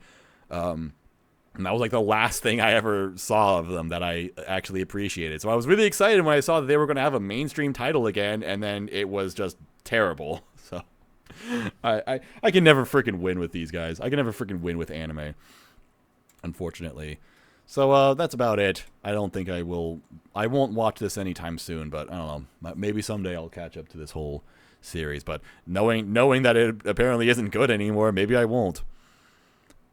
Although, who knows? I mean, where are they at in the light novels at this point? Because, again, how many things... This series went on for a really long time. It only ended recently. It has 21 volumes. I mean, how many have they adapted at this point? Maybe 6 or 7? I would say that 8. Definitely less than 10. That would be extremely fast if they adapted that many already. So, yeah, I don't know. So, maybe it'll get better. Maybe there's a reason why it goes on for so long. But anyway... And that's about it. So, here is Watashi no Shiawase Nakekon. My happy marriage. My blissful marriage, even. Mio Saimori was the unfortunate child of a loveless arranged marriage. That's unfortunate. After her mother died, her father brought in his lover and her own daughter Kaya. From then on, Mio's life was reduced to that of a mere servant. Even worse, when Kaya inherited the family's psychic abilities, Mio had none. She was truly the daughter with no merit. Damn. After years of being treated like dirt, Mio has learned to keep her head down, hide her pain, and obey every order. So it comes as no surprise that she is arranged to be married to Kyoka Kudo, a military captain rumored to be so cruel that he has driven away every one of his potential wives so far. Oh, it's like 86. That's what this is. Reverse 86. Wait, not even reverse 86. No, in that one, the guy was like a scary man who drove away all of his handlers. Anyway, that was a weird tangent. From a painful upbringing to a painful marriage, that's the future that awaits Mio, or so she thinks. Contrary to her expectations, her new husband is actually kind-hearted. What really awaits Mio is a blissful, everlasting marriage full of happiness. Aw, wasn't that sweet? Is this going to be like,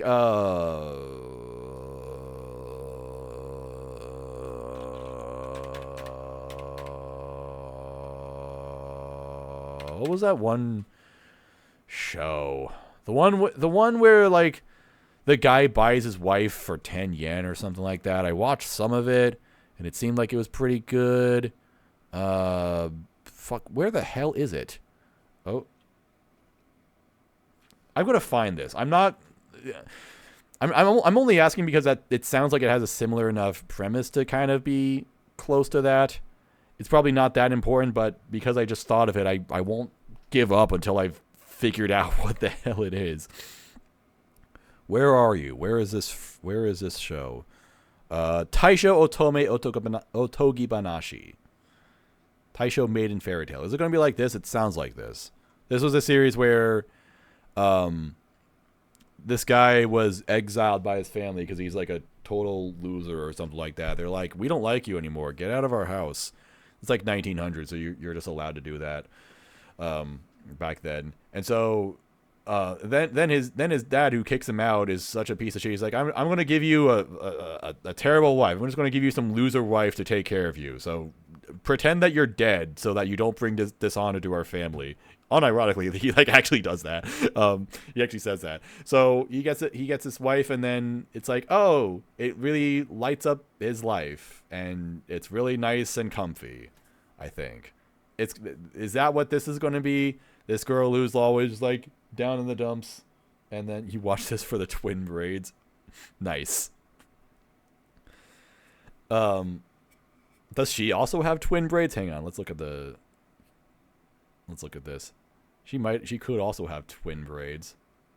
Oh, no, she doesn't have twin braids. I thought she did based on the poster. Oh, actually, hang on. I'm sorry. I want to go back and I should have This suddenly reminded me that I forgot to look up who was voicing the girl in the Glasses show. It's the girl who voiced Takina. Okay, cool. Awesome. And Yume from Dainazonon. Very cool. All right. She is someone who is very new but getting banger roles. Good for her. Shion Wakayama. I will remember that because she sounded pretty animated in the trailer. Okay, back to this show. Yeah, this seems like a comfy romance but also a little bit old. Like it's a timepiece, kind of like Taisho Otome fairy tale or whatever.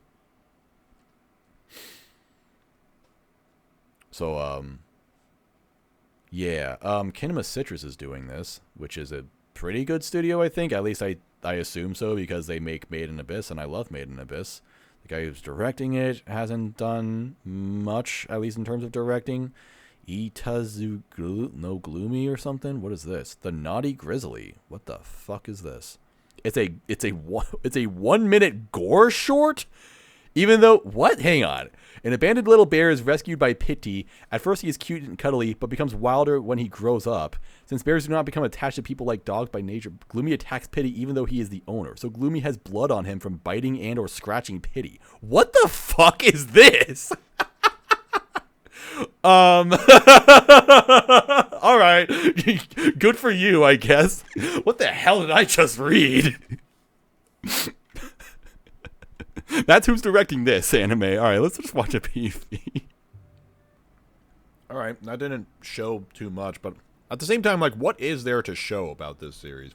The main thing I'm wondering is why exactly is this guy known for driving away all of his fiancées? That's like the main intrigue of the series for me. Aside from that, I guess it might be just a cute romance, and that is fine enough. I don't know how attached I will be to this series, but I suppose I will just watch it. Hang on, this is a slightly different.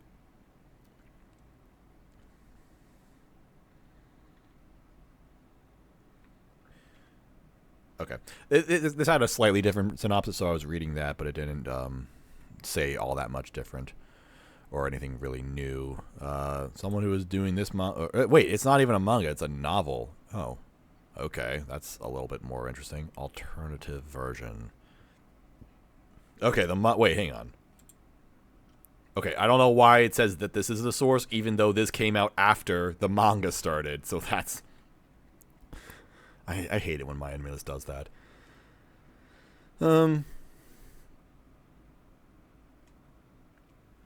This, hang on, how often does this... Is this a... Is it a monthly manga?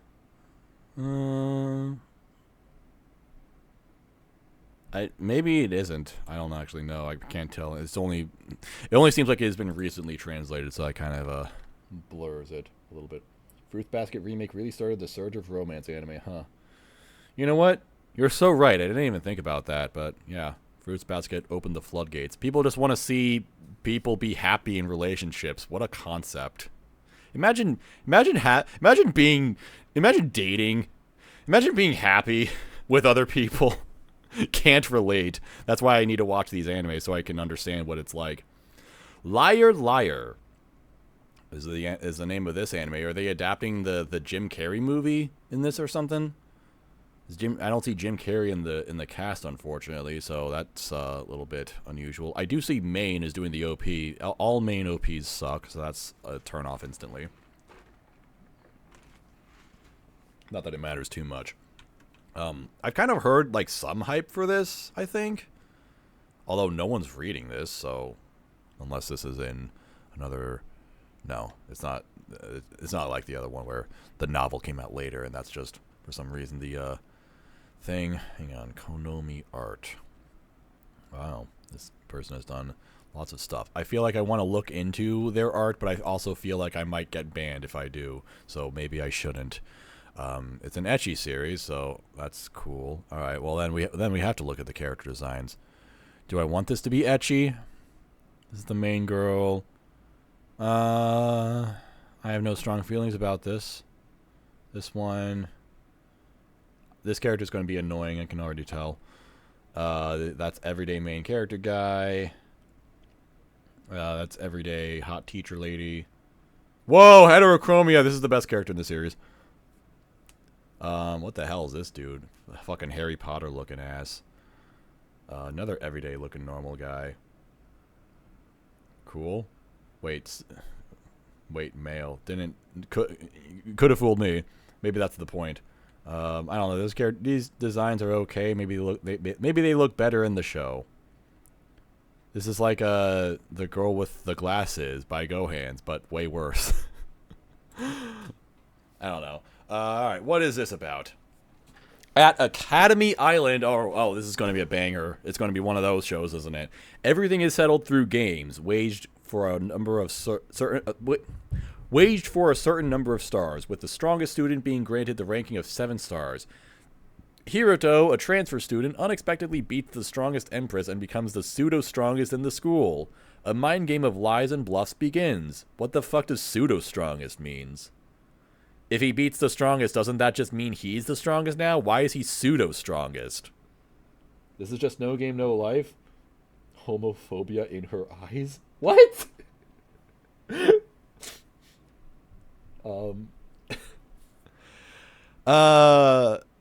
So what I'm getting from this is that this is a mid-2010s or even early 2010s light novel where it's a magic high school that has some kind of gimmick, and I'm going to assume that the main character has all of these waifus orbiting his dick 24/7. That's what this seems like. Every time I see one of these, I'm like, oh my god, they're still making these kinds of shows? Like, I thought this whole trend died out. Like, I thought everybody legit gave up on them. Like, I understand why isekai is still getting made, because isekai is still popular and people still like watching isekai. But no one's asking for the Asterisk War to come back or anything like that. So, I don't know. Weird. It just seems a little bit weird to me. I feel like this show is 8 years too late to the party. And it would have been really popular if it came out 8 years ago or so, but... like, come on. We all moved on. Make an isekai or something.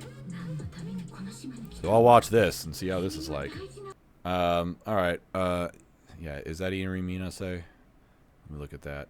No, it's actually not. Yukina Shuto. Who has voiced fucking nobody so far. So, good for her getting her feet wet in the industry. Good luck. Yeah, that looked kind of terrible. What studio is this? Oh, Geek Toys? Oh, fuck these guys. The studio is terrible, except they also do Dead Mount Deathplay, which is Anime of the Year. I don't know how they got those guys. Speaking of speaking of the Asterisk War, the guy who directed the Asterisk War is directing Dead Mount Deathplay. And you know what? He's doing a fantastic job. It's such a banger show visually. I don't know why. The unlikeliest people are just making fire over there right now. But this does not look like this does not instill any confidence. This does not look good. Wait, hang on. Wait, this guy directed the fucking Iris music video? What? And he's now directing this anime. Yeah, this guy directs this guy directs VTuber music videos, and now he is directing this full-length anime somehow. I don't know how the hell that worked, but good for him, I guess. Congrats.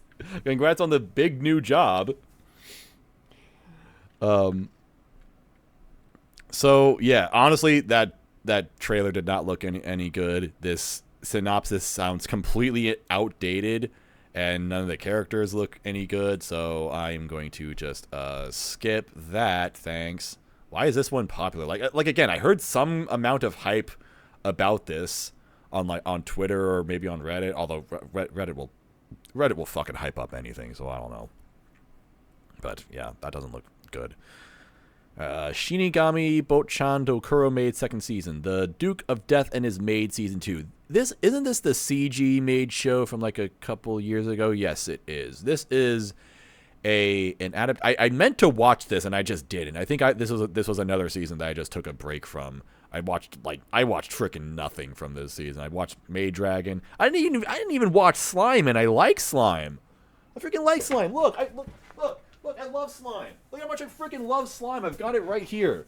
Yeah, the only thing I watched was Maid Dragon that season and Sunny Boy. Although Sunny, I don't need to see anything after watching Sunny Boy. That was just a masterclass. Anyway, this is by the people who made High Score Girl, so it's kind of in this somewhat unusual CG style, but one that I think is maybe more agreeable than full CG anime. Like it looks like it's drawn in 2D but then animated in 3D, if that makes sense. I don't know if that's actually what they were going for, but it looks all right. Yeah. I heard that this was kind of cute. I didn't hear much else about it, though, so it was just alright. But I haven't seen the first season, so cool that it got a second season. If I watch the first season, then I'll keep this in mind, if I like it. Is this what I think it is? Yes, okay, here we go. Reign of the Seven Spellblades. So, let me there's another wonderful thing that's happening this season. This is not only the season of GoHands. Like, we really are getting into peak Mazcore territory right here. I haven't read any of this. I haven't, like, really seen what this series is. All that I know is that it's an adaptation of a light novel. That light novel is written by the author of Alderman on the Sky, of all things. Oh wait, sorry, not the light novel. I mean, that is true, but the manga adaptation of this light novel is drawn by the one and only Sakai fucking Isuno. This motherfucker is drawing this manga. Unfortunately, the last series that he made, which was something called like, wait, hang on. Oh, never mind. Yeah, so after Big Order ended, he did go on to start another series called The Detective Akechi is Berserk. There's, I think, only one chapter of this that got translated. So, that's all we really get of it. But I read it, and man, it is as good as I would want it to be. Let me just put it this way. It picks up immediately where Big Order left off. It went back into that territory immediately. It's a masterpiece. Unfortunately, no one else could see it, so the manga got canceled. I just can't ever win, can I? So, I guess he is now no longer writing stories. He's kind of given up on that, and now he is just drawing manga instead. So he's drawing the manga adaptation of Reign of the Seven Spellblades, a light novel by the Alderman on the Sky creator. So that's an interesting collab. What does this have to do with the anime? Probably nothing. I just felt like pointing that out because, you know, I am Sakai Isuno's strongest soldier, so I needed to know about that. So I don't know. I hope that this series is good. Maybe that'll be good for him as well. I mean, Alderman on the Sky, I don't like that series, but it was, I guess, interesting. I also don't remember anything of it. Like, it's a really, really weird series where I remember watching it. I watched it every single week. I cannot tell you a single thing that happened in that series, and that's really rare. I mean, nowadays I can probably do that for a lot of series, but this was one of the first anime I watched. This was in 2016 when I was really, really sinking my teeth into anime and watching seasonal anime regularly. So I remember, like, everything that I was doing from that time. Alderman is, like, the one exception where I just don't remember anything from that anime, except for the fact that the main character was, he was kind of like this suave, weird guy who was just kind of like, he was just kind of like lazy and casual, kind of like Shikamaru from Naruto, I guess. But also, he liked sleeping around with older women, and there was one character in the cast who was really mad at him because he literally fucked her mother. And so so there was like one thing that she came up to him for, because he becomes the leader of like this army that she's also a part of. Yeah, military officer high school. That's what this was. So he becomes the leader of this team. And so this chick is like, hey, I have a problem with something you're doing. And then he goes, is it because I slept with your mom? That's the only thing I remember from Alderman on the Sky. Just epic burn. So I don't know. Maybe this will be good. if it's by the same person. So, what is this even about? In the world of magic, there exist deadly, irreversible techniques commonly known as spell blades. These sparse and elusive spells, along with their casters, are shrouded in mystery, and only their absolute lethality is known to the masses. Every year, the Spring Blossom signifies a new intake of students to the prestigious magical school Kimberly. With reactions of awe and bewilderment... Sorry, I had a lot of saliva built up there. Ooh. Where the fuck was I? With reactions of awe and bewilderment, a ceremonious parade complete with magical beasts welcomes the newcomers to the institution. Among them is the mysterious Oliver Horn, whose indifference changes to fascination as he notices a particular figure, a girl wearing strange attire equipped with a Japanese sword. From the entrance ceremony onward, Oliver realizes that not all is as it seems at Kimberly, as the emergence of labyrinths, monsters, and other threats endanger the new student body. Nanatsu blah, blah, blah, blah, explores the intertwined fates of two warriors as they uncover the dark truths that lurk within the walls of the academy. Alright, that sounds like an anime, alright. It's by JC Staff, who you never really know with JC Staff. Nowadays they are seen as a really bad studio who just ruin series that people love one after another. Like, people don't like where Danmachi has gone lately. People people accuse them of like ruining. Didn't they do Shokugeki? Where's Shokugeki on here? Did they not do Shokugeki, or is that someone else? I can't even see it. Maybe I'm not looking hard enough. Shokugeki. Yeah, they did do Shokugeki. People think they ruined that, although that's not really their fault. Shokugeki just fell off on its own. They did One Punch Man Season 2. They did some other stuff that people, really liked but fell off. Like, they took over Index or Railgun or something like that. Yeah, it's like JC Staff became one of those kiss of death studios, I suppose. But that's only looking at the popular stuff they do. But beneath that, they've got stuff like Machikado Mazuku, which I don't particularly like, but it looked pretty good. They have the Kuro Maid show that I guess was pretty good. They have and they used to do like lots of like random shows that no one would pay attention to at all. Like Last Period was one of them. Planet With was one of them that they did great work on. High Score Girl was another one. Yeah, they had like all these really like niche underground stuff. All underground shows that no one watched, and everyone who did watch them really liked them. So it was weird. So I don't know. I don't really know what to think of JC Staff nowadays. But who's directing? Let me get that. Hey, director of a Pokemon Evolutions episode. I don't know which episode. He's mostly done like storyboards. That's it. It's always interesting seeing someone just have like a particular role and then just suddenly jump to director. It's like, all right, cool. He did a Wixis or Wixos or WeCross. I don't fucking know. I don't even know anybody who likes Wixis or WeCross or whatever that series is supposed to be pronounced. No one can correct me because they don't know how to pronounce it either. No one knows what this is anyway. Hang on. Character designs. Yeah. Always fun looking at them, even though they all have the same uniform, so they're probably not even good. Guy Greenwood, that's a name right there. Yeah. Oliver Horn. Hey, he's actually, he's a little bit more detailed. He's got somewhat detailed hair. He doesn't look like an everyday normal MC guy. So that's cool. I appreciate that.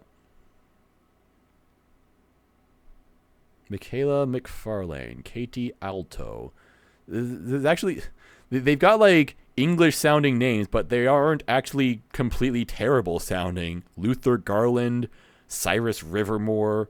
Wow, that's interesting. That's a first for anime.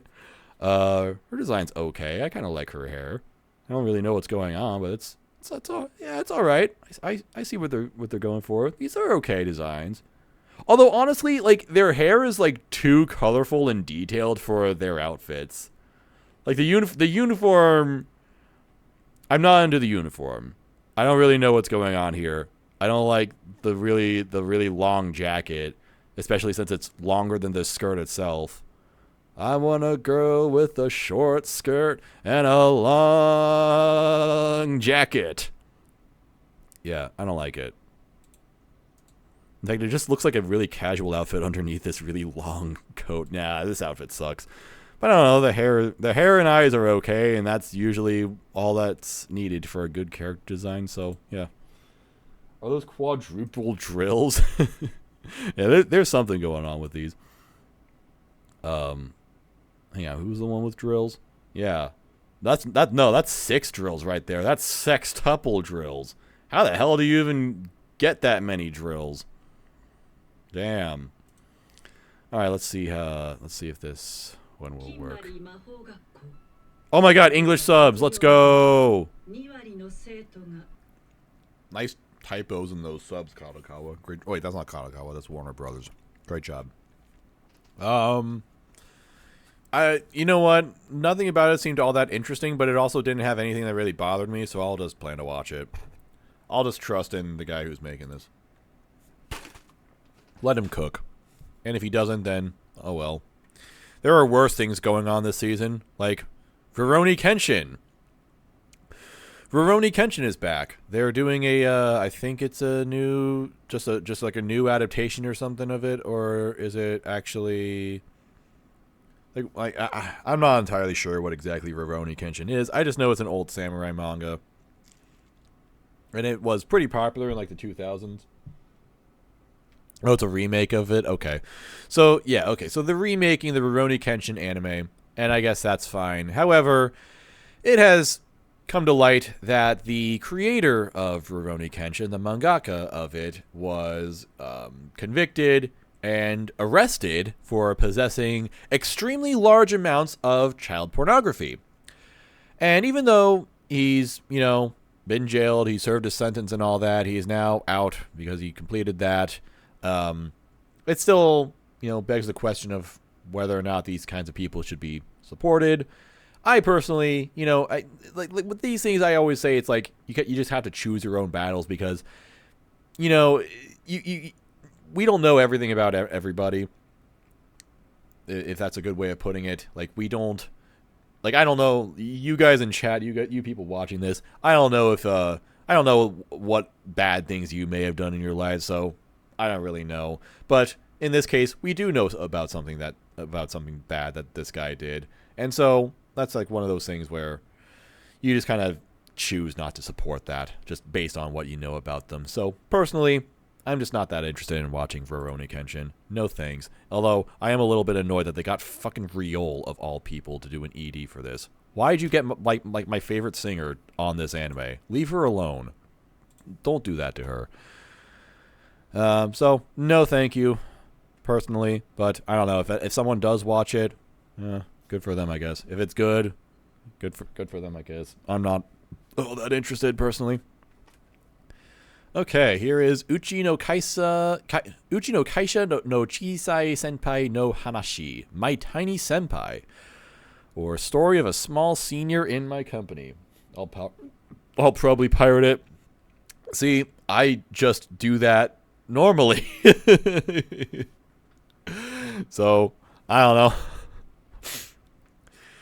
Anyway, okay, so my senpai from work is tiny and cute. Shinozaki is an office worker who is taken care of and coddled by his senior team member, Shiori Katase, a gorgeous, profoundly kind, loving, and diminutive woman. Shinozaki certainly hopes that she's not doing it out of duty, but her joy of doing so increasingly exposes her feelings. Or something like that. Who would win in a fight? The tiny girl in My Senpai is Annoying, or the senpai in My Tiny Senpai? I guess this is a thing now. Small women in the office space, because there was this show, but the roles were slightly reversed, where it's about this very small woman who joins an office space, and then her boss is this big dude who just kind of like coddles her because she looks like a child, and I was like, oh, that's funny, but it's cute, I guess. And yeah, and now this one is, oh, she's small, but she's the senpai. So roles reversed, I guess. Except this is not a big dude at all. He just looks like a normal guy. So that's a much less interesting dynamic. Adult cast workplace. Yeah, these kinds of shows usually are good. Adult in the workplace. It's like, it's a combo that works.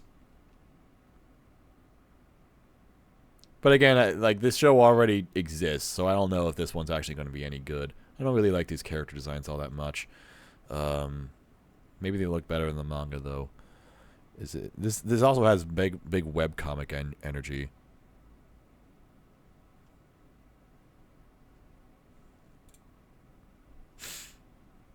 Wait, is this her, the small senpai? But she has giant fucking titties?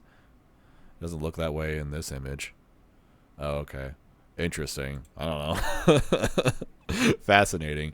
Let's see. Let's watch a PV and see if it's any good. I do see that it's project number 9, and yeah, this is a terrible, terrible studio, but I don't know. Geek Toys is making my favorite anime this year, so stranger things have happened.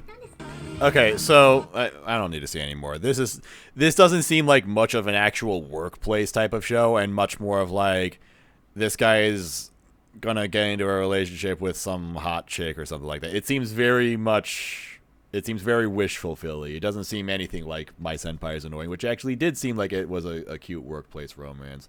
I mean, like, this seems way too comical and ridiculous and also fetishy for it to really be whatever I thought it was going to be, whatever I wanted it to be. Kind of cute, but the gimmick will be boring after 2 episodes. Yeah, that also seems like these don't seem like good characters. Like, again, this just seems more fetishy than anything else. So I don't think it's going to be really all that interesting. So I'll pass on that personally. AU Kyoshitsu, Classroom for Heroes. Don't care. Give me Spy Classroom Season 2. That actually is on here. We haven't talked about that yet. Where the fuck is it? Where's Spy Classroom? Where the hell is it? Oh my god, it's all the way down there? Jesus. Why is it so unpopular? It's the best anime ever. Classroom for Heroes. A long time ago, there existed a demon lord who terrorized throughout the world until a hero stepped up to the stage and challenged the demon lord, ultimately defeating him and ending his reign. Cool. The hero then created Rosewood Academy, an academy made to help heroes in training achieve supremacy and help defend the world when needed that enrolls only the best of the best. Enter Ernest Flaming, a girl with a high sense of duty and the top student at the academy, hence receiving the alias Empress of Flames, who one day encounters the lively, carefree new transfer student Blade, a boy who seems equal to her in power, something that she finds really irritating. Ernest was then personally requested by the king to supervise and show Blade around the academy during his stay. The story follows the students' struggles in their quest to become heroes. That sounds really not interesting. No. That doesn't work. No, thank you. No, not really. Wait. Is this the, No, not the actress that I thought she was. Although the actress for Uchiha Sasuke. Let's go.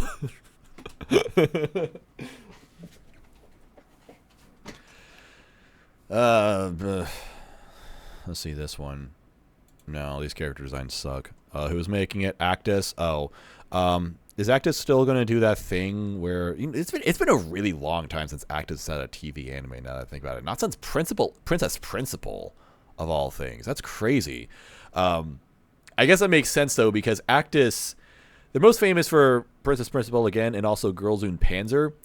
And a big thing that they would do is that they would, like, I don't know how the hell they kept doing this, but like every single TV anime they would be working on would have to be postponed by an entire season. Like, they would get 4 episodes into it and then go like, no, sorry, this is fucked. We'll have to come back and start over next season because we just have to fix whatever is going on. Like, it happened for every single one of their shows somehow. I don't really understand how it happens so commonly and so frequently, but yeah, it was just hilarious. Where's one that it really did happen to? Was Girls und Panzer one of those? Long Riders? I don't even know any of these shows anymore. Where are we?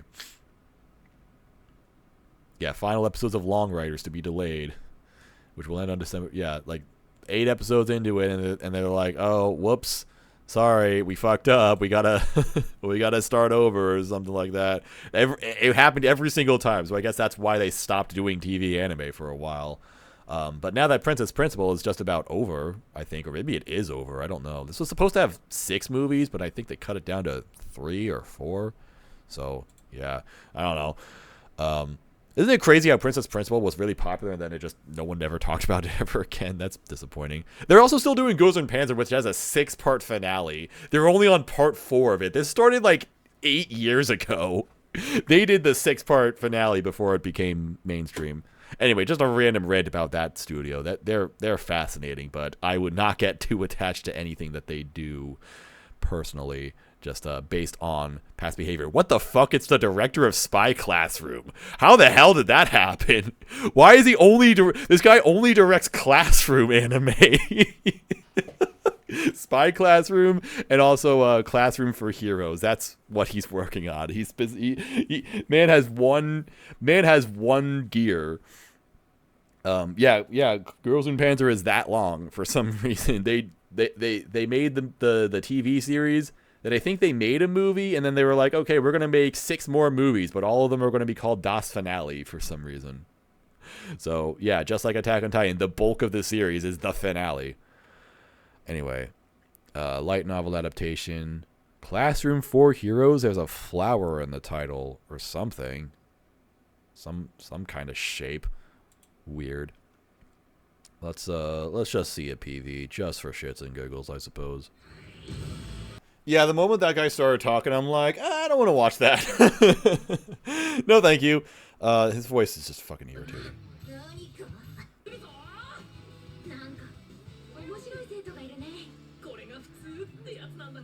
I don't know. Something about him just really rubs me the wrong way. I'm not interested. Seems like yet another light novel adaptation of something that seems like it would have been popular 10 years ago, but doesn't really have a place in anime nowadays. So I will leave it in the trash where it belongs. Hang on.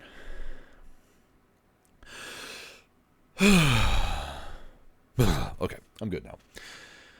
The Dreaming Boy is a realist. Yumemiru Danshi wa Genjitsu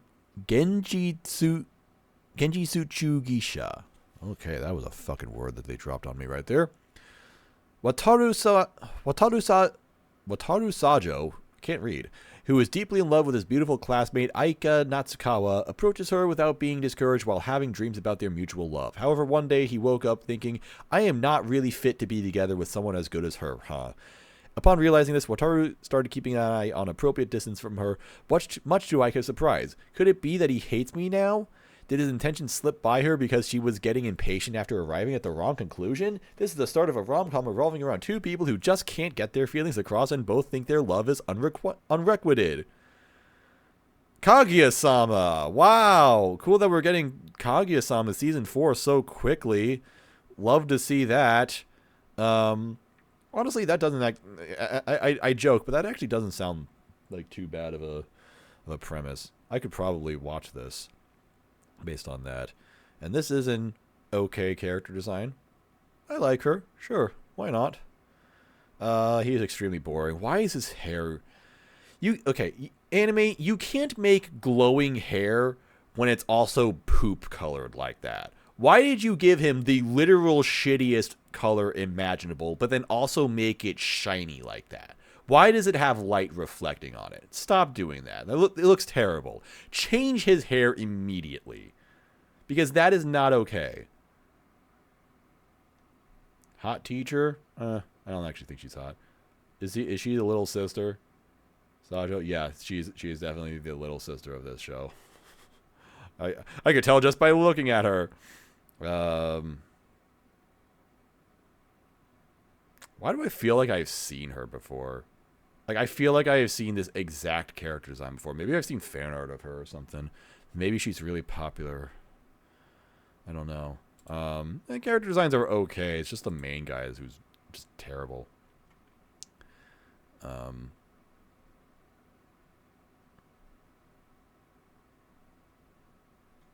don't know. Studio Kokumi and Axis. Axis? I guess that's how you say it. I still don't know how to pronounce this studio. The only thing I think I've seen by these guys is Seiren, which was an Amagami SS spinoff. This was like the worst show ever. This show was just terrible.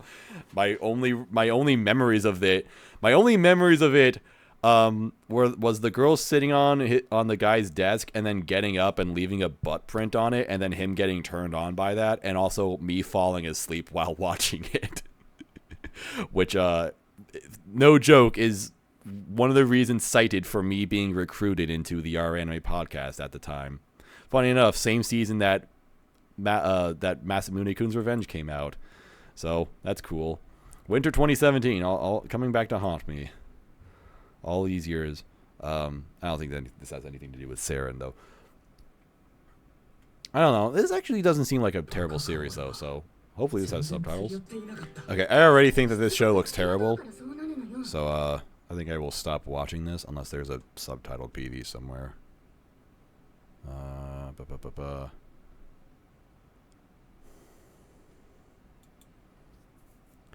No, I don't think there is. But, I'm going to not plan to watch this, but if I hear that it's good, then I will check it out. That's going to be my thing. It's going to be a tentative plan to watch. Director of Kubo-san. I liked this show, what little I saw of it. The Hanakana show, that was kind of cute. Oh my god, the director of Rent-a-Girlfriend. At least the second season, not the third season, though. How does that happen? He gave up. He couldn't take it anymore. He had to get out of there. He's also directed some ReZero stuff and also Steins Gate Zero stuff. That's funny. Yeah, this is like a White Fox guy who's now doing this thing. I hope he's happy. Hi, F. We're talking about Dreaming Boy as a Realist. Do you know anything about it? I think it sounds kind of interesting, but it looks not good. So I think I'm just going to not watch it. But if I hear that it's good, then I will come back and just take that L, I guess. So I'll leave it at that. Somehow I'm like 2.5 hours into this stream, and I'm only like halfway through this. Oh wait, no, not necessarily actually.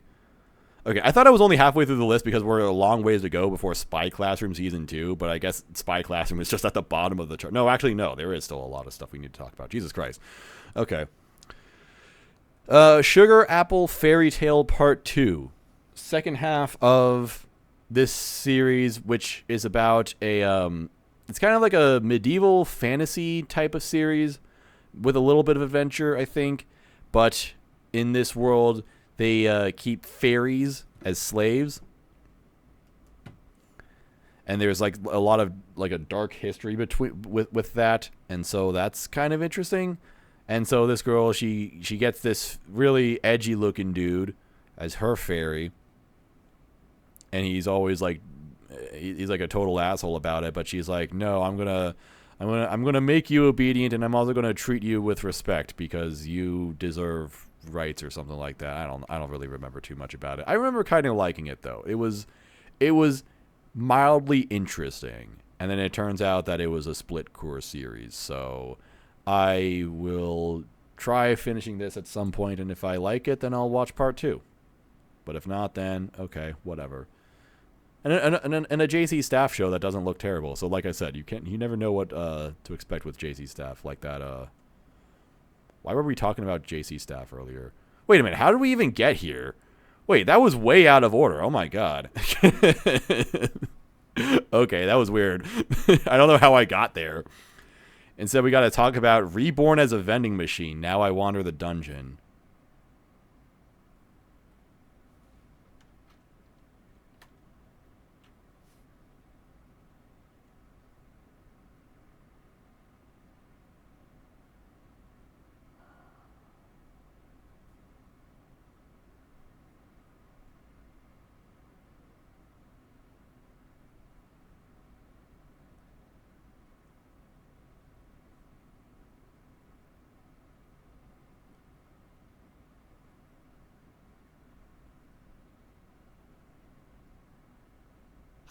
I think I'm good not knowing what this series is. Dark Gathering by Studio OLM. Let's go. Hang on. Good studio alert right here. Insanely based studio. Wait a minute. They're doing Paladin of the End? Wait, what? They picked up this series? Of all things, this one. That's bizarre. How the fuck did that happen? I watched one episode of this and I thought it was the most boring show ever. Just take Mushoku Tensei, but remove anything that made it good, and also remove anything that made it bad, and you just have a very stale, lifeless show. That's what this is. And apparently OLM is now on the second season. I don't know what happened to OLM. I was so excited for them for a while because, you know, they do Pokemon and they do lots of other stuff, of course. They do lots of kids shows, but, you know, Pokemon's so great. And then very randomly they decided we're going to do seasonal anime now. Here's Odd Taxi and Komi-san. And it's like, great, wow, suddenly they're the best studio ever. Then they follow it up with, you know, they kind of get into some random stuff like, where is that? Oh, they did Isekai Restaurant season 2 of all things. There's another show where it's like, okay, who the fuck asked for that? Didn't they do... They did like some Isekai last year, the Fantasy EP Shoujo or whatever. I don't remember what it was called necessarily, but they also then they did Summertime Render, like massive banger. Like they in the last 3 years they have developed one of the strongest catalogs of any seasonal studio out there, and I just love that. But also they pick up they're starting to pick up completely random stuff like Nagatoro and Paladin of the End. So I don't know what the hell they're really doing. So Dark Gathering, I remember seeing posters of this and it looked really interesting just right off the bat. Really weird looking characters. Yeah. What the hell is going on here? I don't know, but I think I'm into it.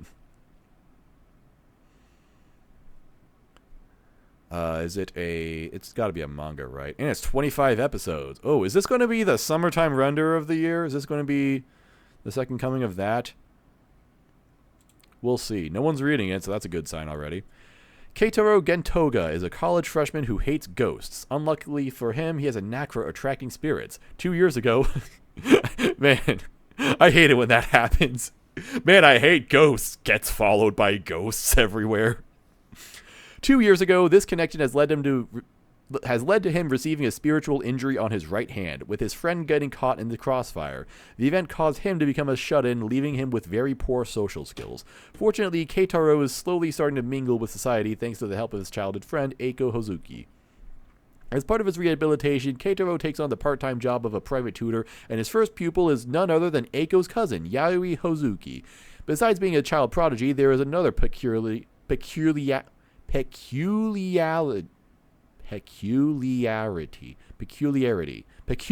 I know how to say words.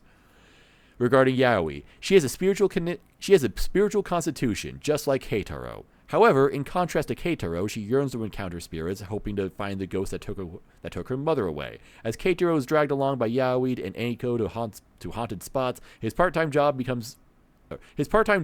seems to be straying further and further away from its original purpose. Okay.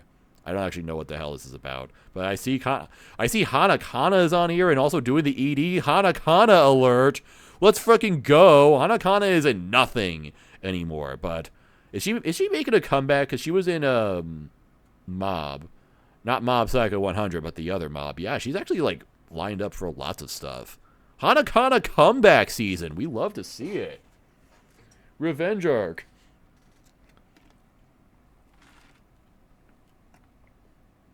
Wait, she's in Dead Mount Deathplay too? I didn't know that. Let's fucking go. See, I'm telling you, Dead Mount Deathplay, anime of the year.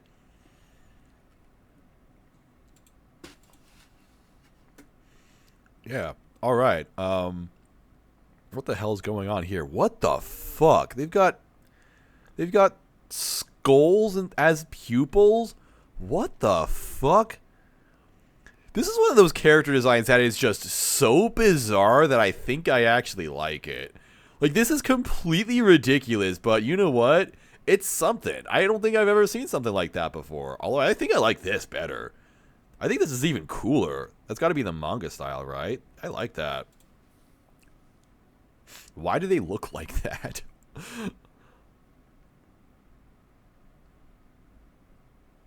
Oh my god, there's another fuck. Oh my god, what the fuck is going on with her? Does she has stars in her eyes, kind of like Oshino Ko. I like her leggings. That's wife. That That's wild. I said that's wife on accident.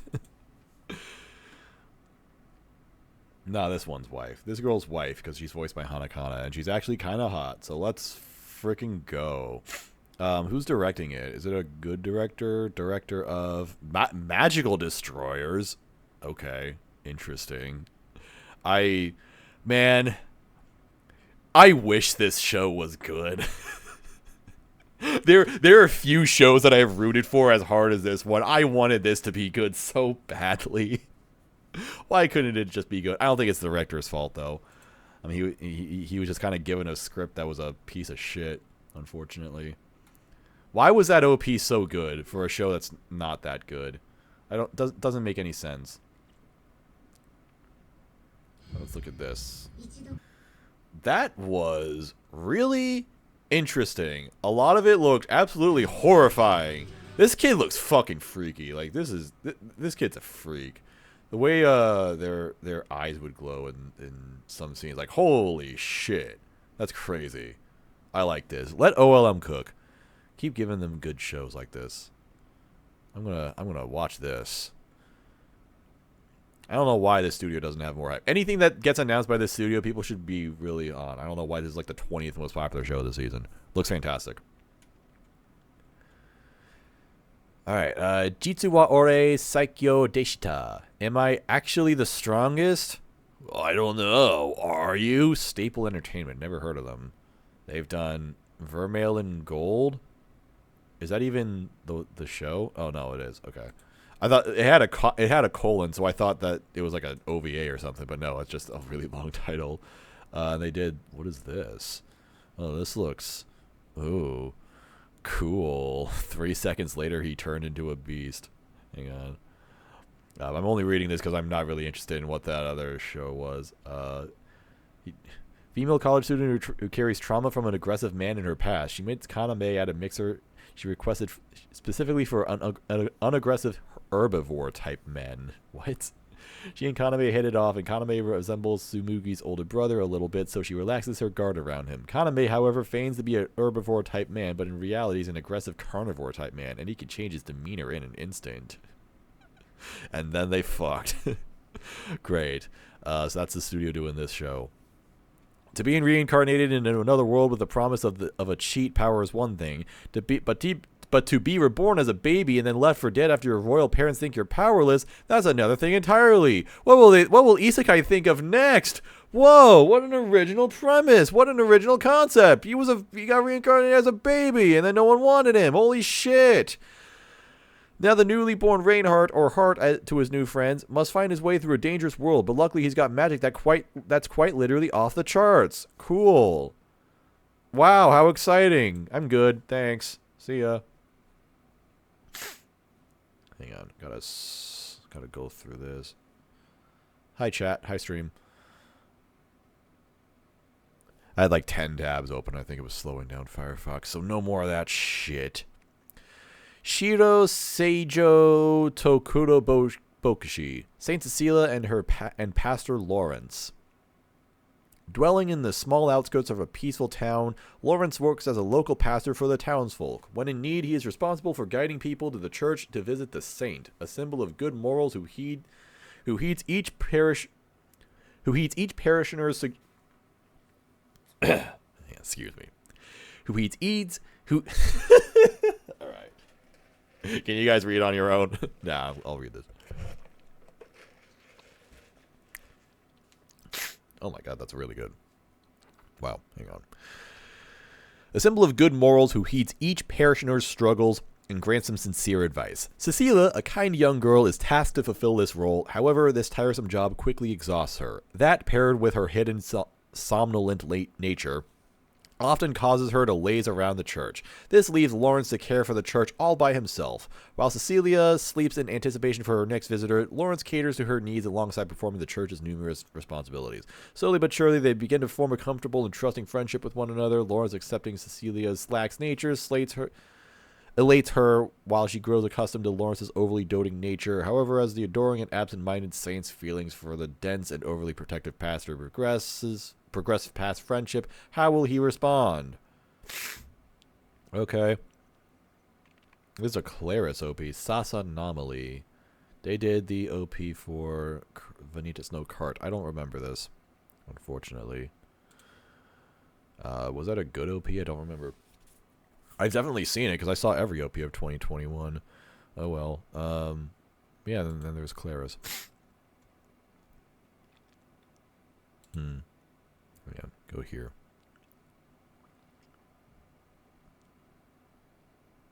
I like that frilly little cloak or whatever. This is an extremely frilly character. And then it's an everyday normal guy, except he's a priest or whatever. I'm not gonna lie, when I was reading that synopsis, every single word I was saying just went right through me. What the fuck is going on here? What the hell is this color design? What am I looking at? Why does it look like she's just got orange hair and then someone dumped, like, I don't even know what you want to call this, some kind of brown goo on top of it? Why does it look like that? This looks terrible. Who designed this? That's not just no. No, that's not okay. Like, everyone else looks extremely normal, and then you get this one where it's like, why did you do that? So, I don't know. Oh, it's a comedy. I actually didn't think this would be a rom-com. Funny enough.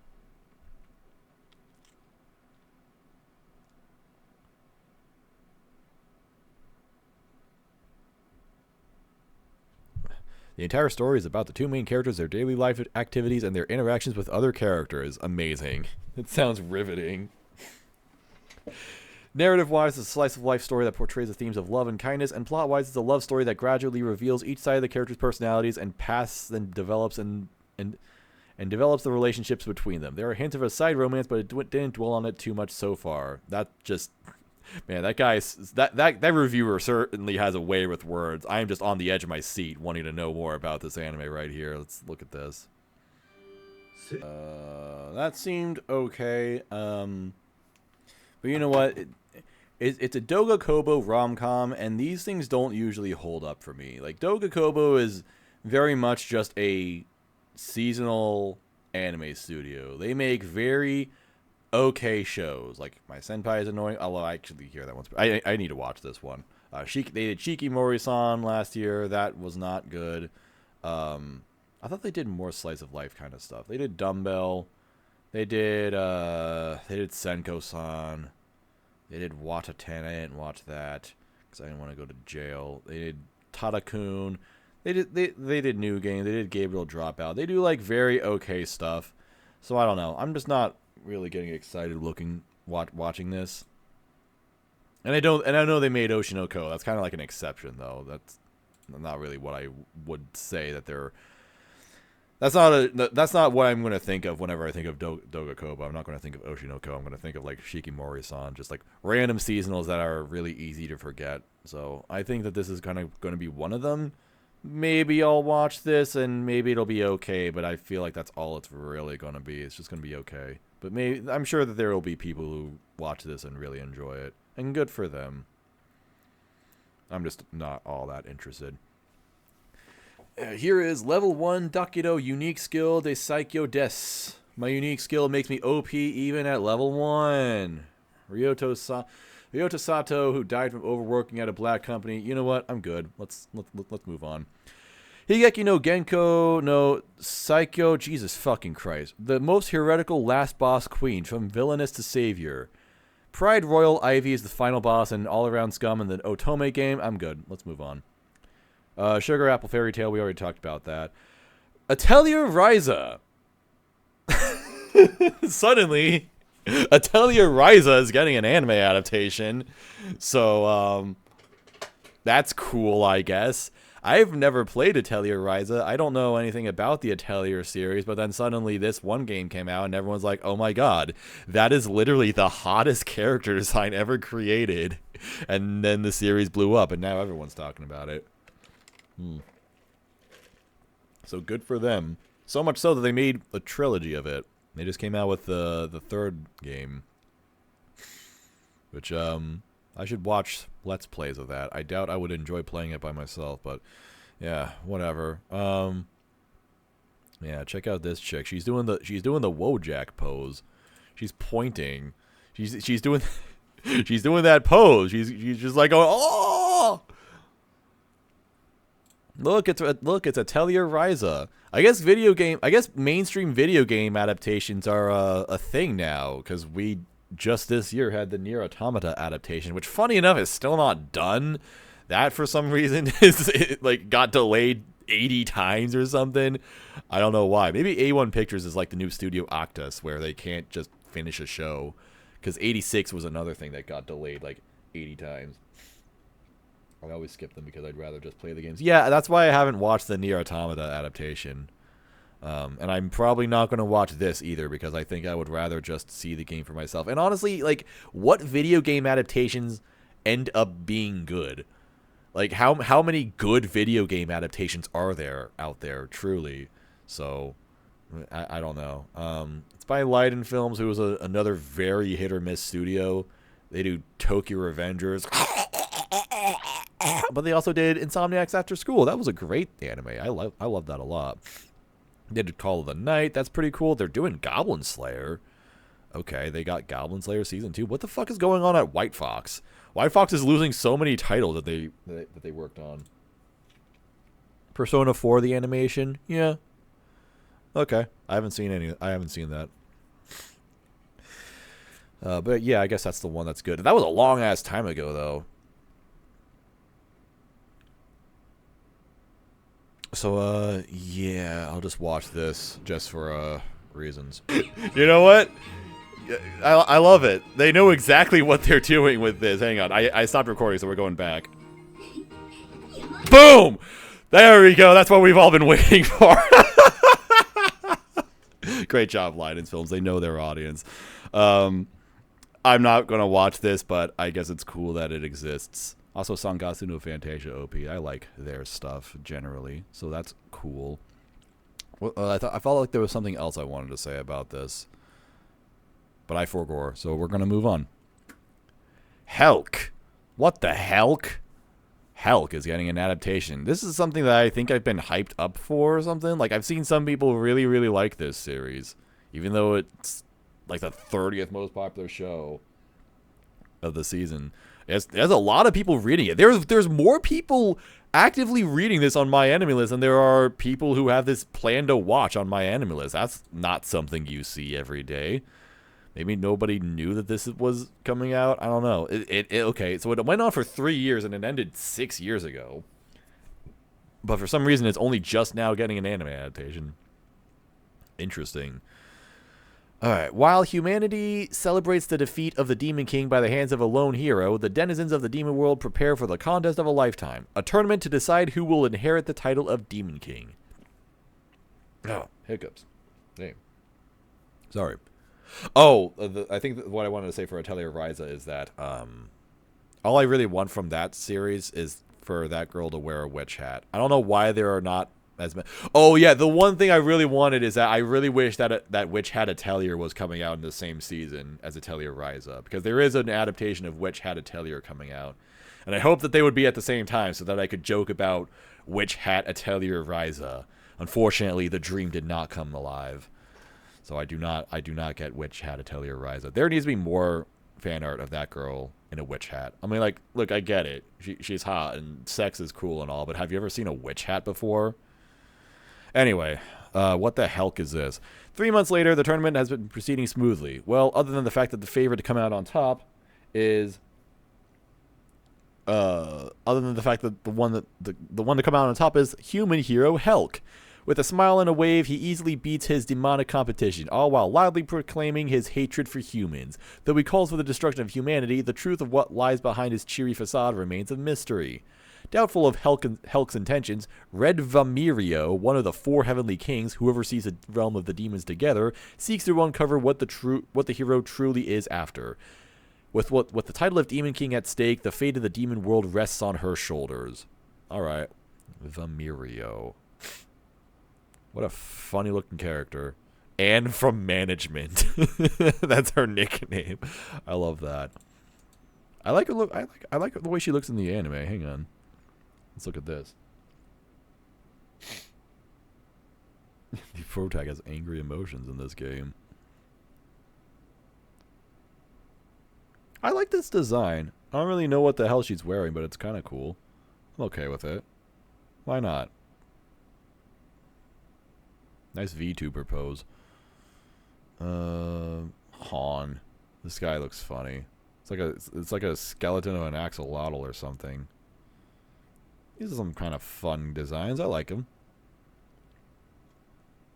It's also by Studio Satellite, which is interesting. Generally a pretty good studio. Except for this. Oh my god, I didn't even realize they made this. This is like the ugliest looking show ever created. I don't know how the hell they made a show that looks so bad. But hopefully that's just a one-off. Other than that, they do good stuff. They did, well, at least I hope I like to say that they did good stuff. They've actually done crap recently. Black Summoner. What was this? The Eighth Son. Okay, maybe those are the only ones, but still, they had like, I mean, some would say Sakugan. I liked Sakugan, at least what I saw of it. I don't want to watch more than 3 episodes of it because I don't want to believe that it fell off because I was so hyped for it. But anyway, who's directing it? Is it a director I like? Is it a director of World End? No, it's the director of Adam the Beginning, though, which was kind of like a big Sakuga show, so maybe this could be something like that.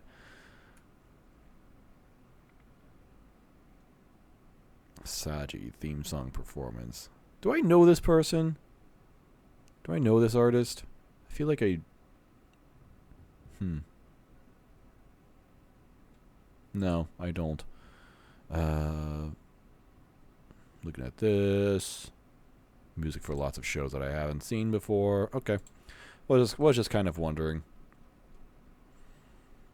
I don't know. It seems kind of fun so far from what I'm seeing. So let's see this. Did I just see the largest witch hat ever right there?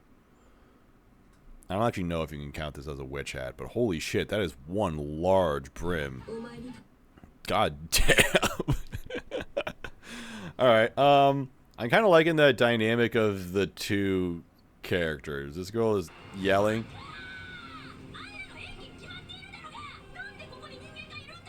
That's just comedy right there. Yeah, this seems all right. I'll watch this. Might be kind of funny, and I like funny shows. Undead Girl Murder Farce. Or just Undead Murder Farce in English. The end of the 19th century. A vampire's wife is murdered, and the detective known as the Cage User is called in to solve the crime.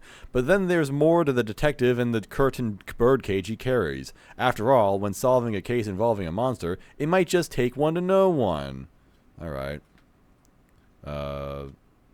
Classy is doing the OP. That just stands out to me. They are some kind of...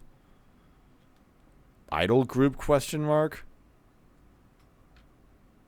Who was just formed in the last year or so. Wait, oh, so this is the one by Shinichi Omata, who is the director of Rakugo and Kaguya-sama. I don't know how the hell he had time to direct this when he's doing Kaguya. So, okay, what the hell is... I wanted to say what the hell is this about, and I already read what it's about, and it didn't really say much. Okay, so let's look at designs. Who am I going to be watching in this? Oh my god, she is tall. Is she supposed to be that tall? What the fuck? Alright, cool. Why not? Whoa, this is crazy. That's cool. I like this. I like these throwback looking designs. Bungo Stray Dogs invented the vintage style. Oh, sick. Is that like a mask on his face partially? God damn it! Fuck you, laptop. Give me back my screen.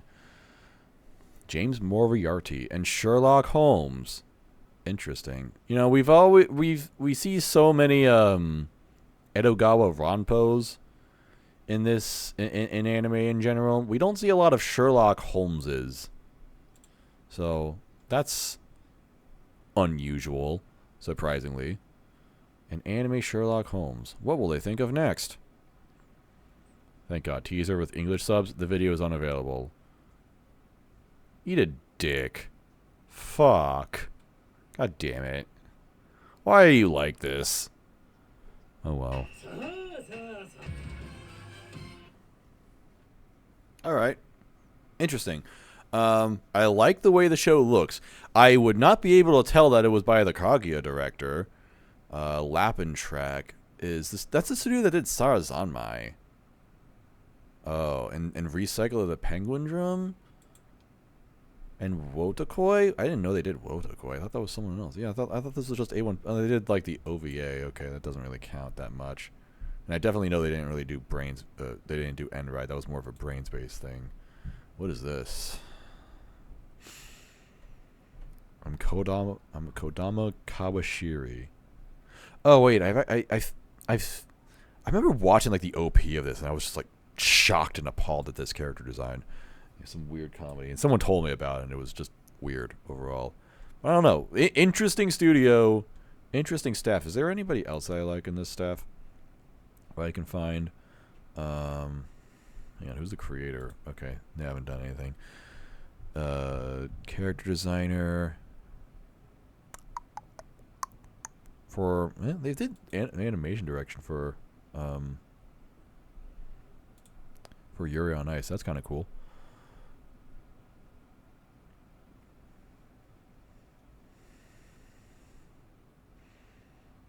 Can't really tell anything from this.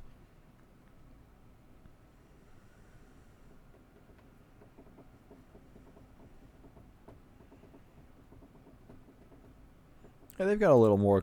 There's a little bit of crossover from Kaguya on here. Okay. Yeah, you know what? I mean, it looked pretty good. I couldn't really. Whoops. Almost added it to my favorites. Yeah, I mean, I guess I have to watch it now if I'm going to add it to my favorites. I couldn't tell that it was by the Kaguya director, but it's an interesting studio and interesting staff, so why not? And it sounds, I guess, interesting as a story, although I couldn't really tell much of it. There wasn't much info that I could find. Whatever. Genjutsu no Yohane, Sunshine in the Mirror. Yohane the Parhelion? What is a Parhelion? What the fuck is that? That is not a word I've ever seen before. To Google. I don't think I just wanted to search it on Google.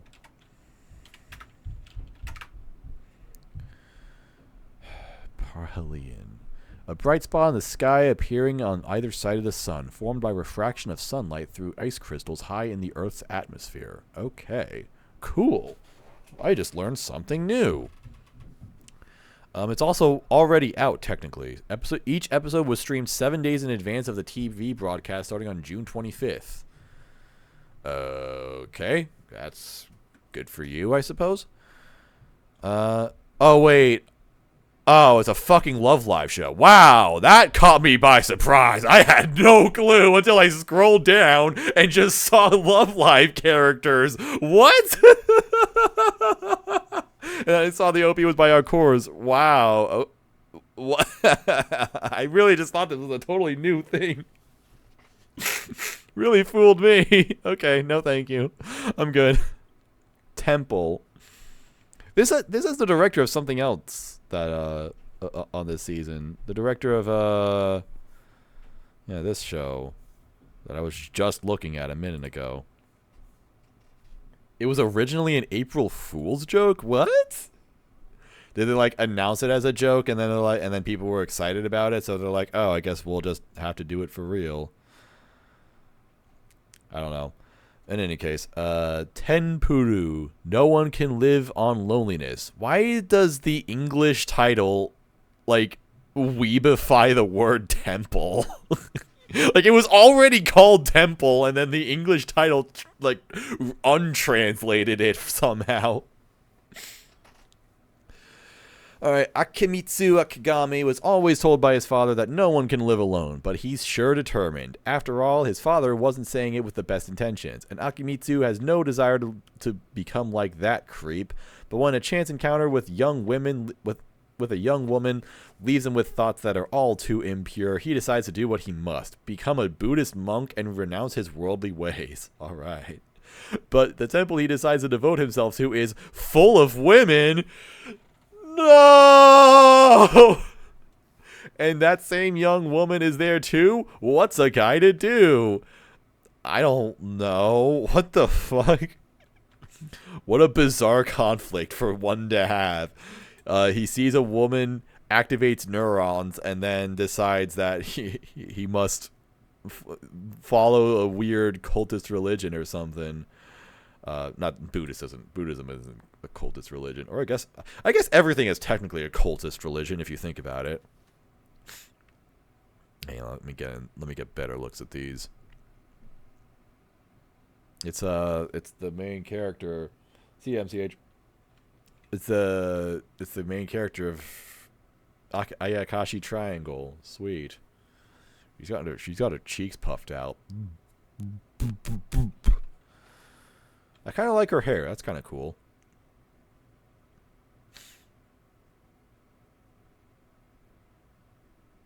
This is an alright design right here. I like it when characters have like one completely random braid for no reason, like Chisato from Like a Rico.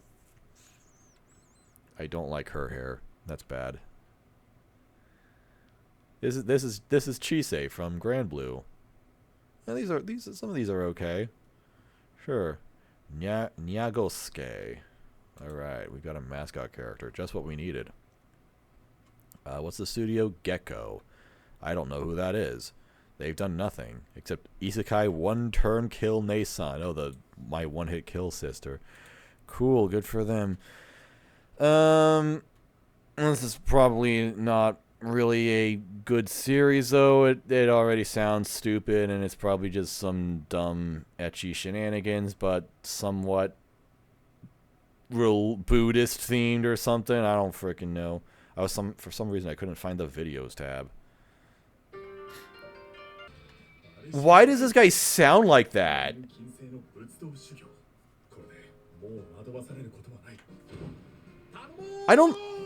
Why does he sound like that? Why does this bother me so much?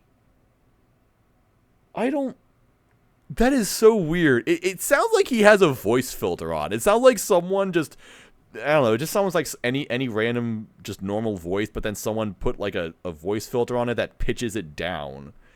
It sounds so weird. Kind of freaks me out. I found my new favorite soda to get at Sonic.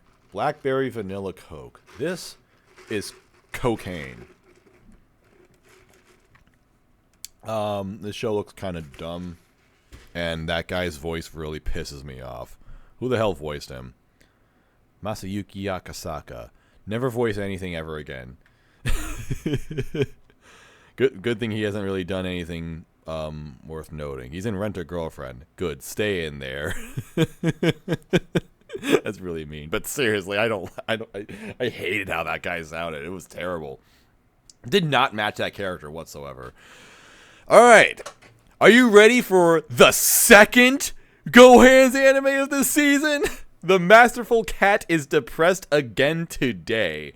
I don't really know what the hell's going on here. When Saku took in a stray black cat, she never expected that he would become the equivalent of a housekeeping life partner. But Yukichi, a giant cat who towers over Saku, is not your ordinary feline. Yeah, I can tell. He takes great pride in his culinary skills, and a good sale at the supermarket always gets his whiskers twitching. Saku may not have her act together yet, but at least she has Yukichi. Is it just about some disaster girl? But she has a giant cat who takes care of her. Why the hell not? And it's by none other than Studio fucking GoHands. Once again. I think it's by it's directed by the same guy who's directing the Girl with the Glasses show. So I'm sure this will be equally masterful. I can't believe GoHands has 2 anime in one season. Like we were always lucky to get 1 anime every 2 years by GoHands, and now we have 2 in one season. Golly, what a time to be alive. I actually have not seen the trailer for this, so this is exciting. It sure looks like a GoHands anime. This is all so unnecessarily flashy, but I love it. Why do you have such a nice car? Yeah, see, once again, this is just going to be the first 30 seconds of the actual anime, but it rules. That's actually a good character design up.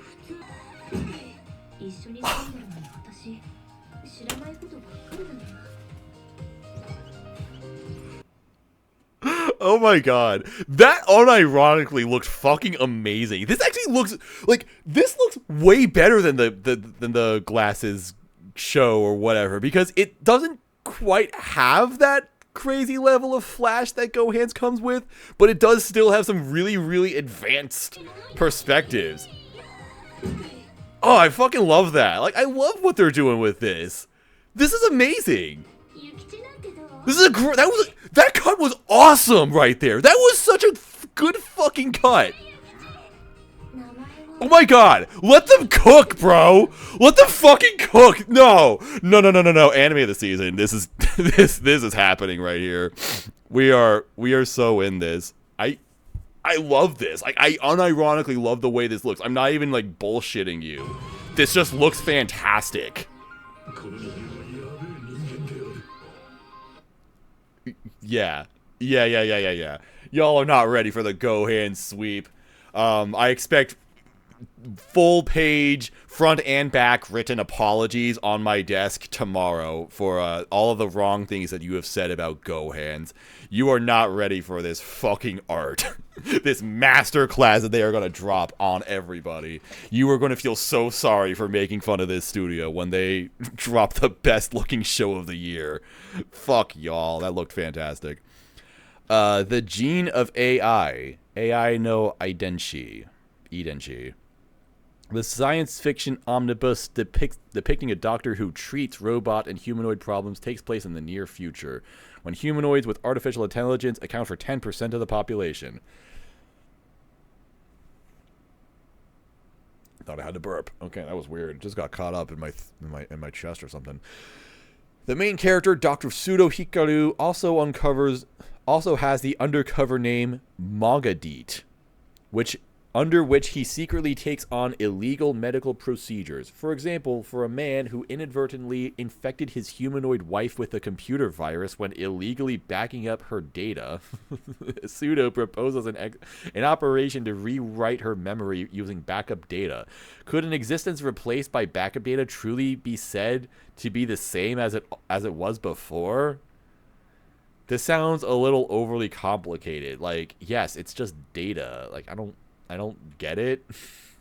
Is there something that I'm not understanding? That just sounds stupid. Oh no, the camera. That's the main character, a camera. Really major character right there.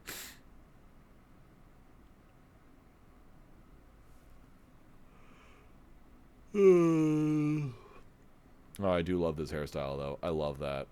That rules. Especially because it's silver hair. I don't know. Oh, it's by Studio Madhouse. That's interesting. Who's directing it? Madhouse will always have some interesting people working on stuff. Hakozume. The cop show. I didn't watch this. It didn't look very good, or it sound very good. Marvel Future Avengers and Marvel Future Avengers second season. I didn't even know there was a first season of this. There's an Avengers anime. Wow. Okay, I had no idea. I guess it's not that surprising. There are lots of Marvel comics that have like random anime adaptations, like X-Men as an anime adaptation, technically. I don't know. I guess I'll just watch this real quick. I think this is going to be another one of those wait and see kind of things. Like, I don't know. Honestly, it doesn't sound that interesting to me, but I also feel like this synopsis that's written here is just not selling it very well.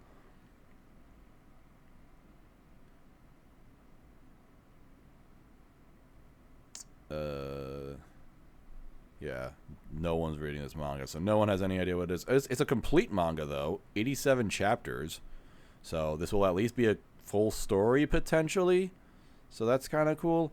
I think this will just be a wait and see. Like, I'm not going to plan to watch it, but I will hear if anybody says anything good about it.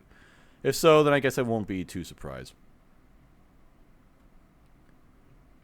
Alright, Seija Muso Salaryman Isekai de Ikunokuro Tame ni Ayumu Michi, the Great Cleric.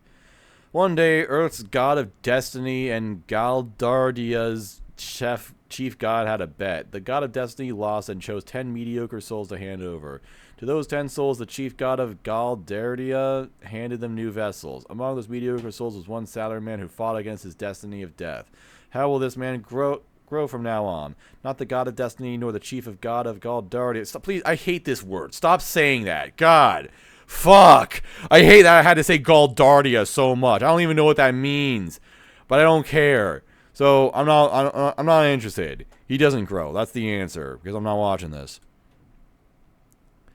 Okashi no Tensei, Sweet Reincarnation, a promising patisserie. I actually don't know how that word says. I know what this word means, but I have no idea how the hell it's said. Meets his demise and leaves the world without ever having achieved his dream of making the world's greatest pastry. But when he is given another chance, he reincarnates as a 9-year-old pastry as 9-year-old pastry meal. I don't know, whatever. Determined to be successful this second time. His life would not be as sweet as his treats, though, as he encounters unfamiliar hardships in the magical world. Like what? What does he possibly have to deal with? He just gets to bake treats in another world. It just sounds awesome. He got one step closer to his lifelong desire. Pastry must learn how to fight, utilizing his confectionery knowledge and discovering magic along the way. Why does he have to fight? What? Pastry Millie Pass Morteln. Okay. Cool. Fascinating. Let's just look at these character designs. I'm not watching this show, evidently. I think I'm good.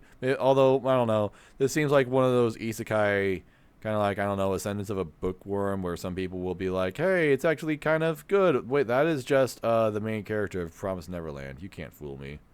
I see right through you.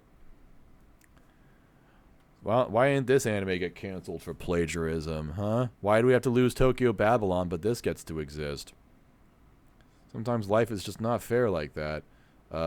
Anyway, yeah, I think I'm good, but maybe some people will like it. I don't know. Some people like lots of things. Okashi na Tensei. Sweet. Oh wait. I already said. I thought I had just read this one.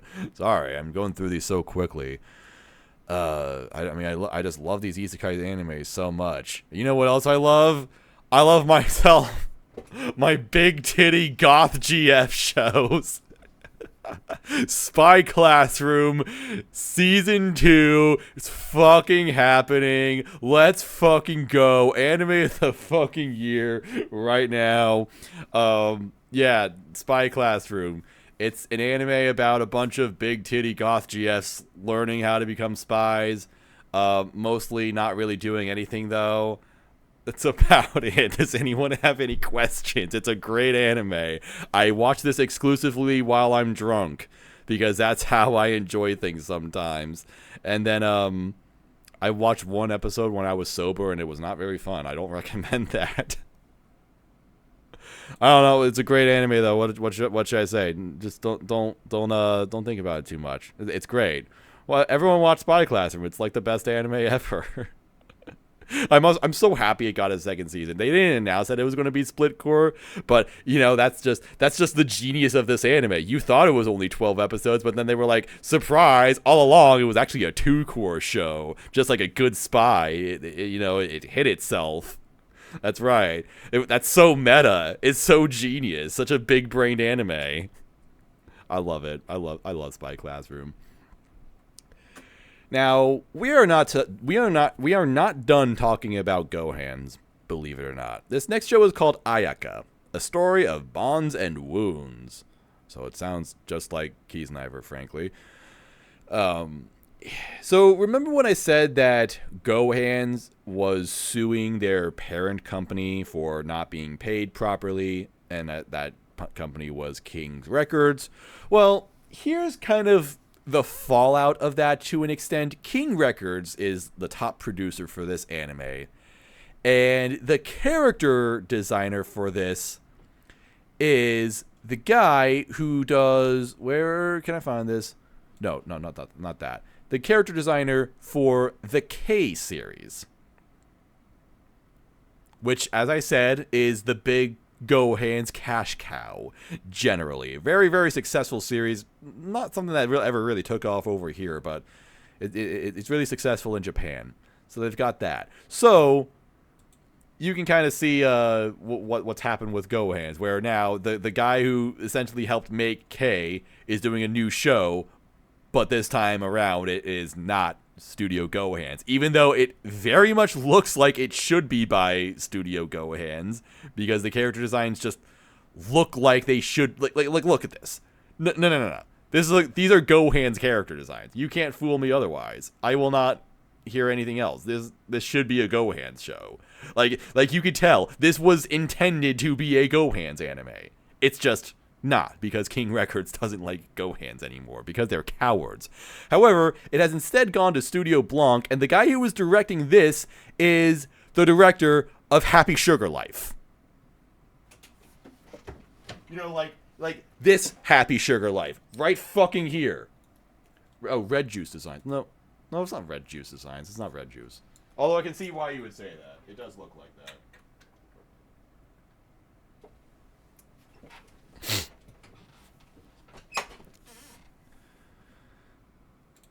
So, that's a funny little coincidence that has happened. I really want to like this guy as a director, because Happy Sugar Life, I always say, is the most underrated anime of the 2010s. This anime was a goddamn masterpiece. It was brilliant.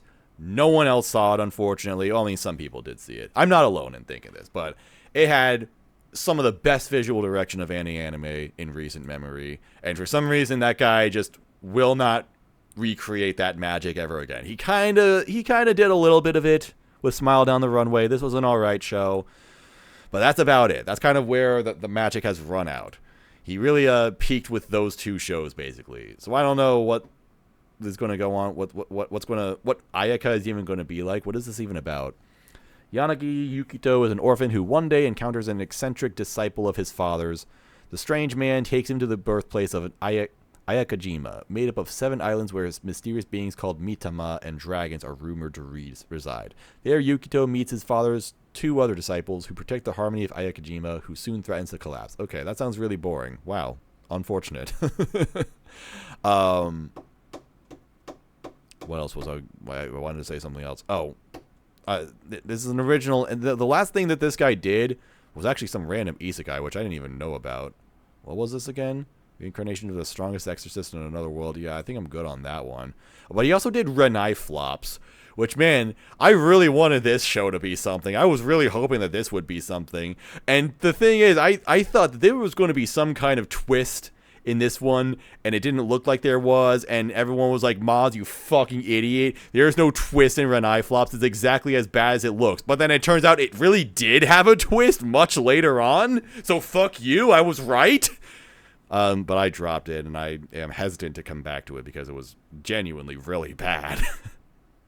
So I don't know how this one's gonna go. I really want to believe that this will be good. That's weird. Red Juice really is on this. I did not see them in the staff at all. Where the hell are they? Oh, okay. Damn, I was wrong. Okay. I was wrong. All right. I thought it was just Gora.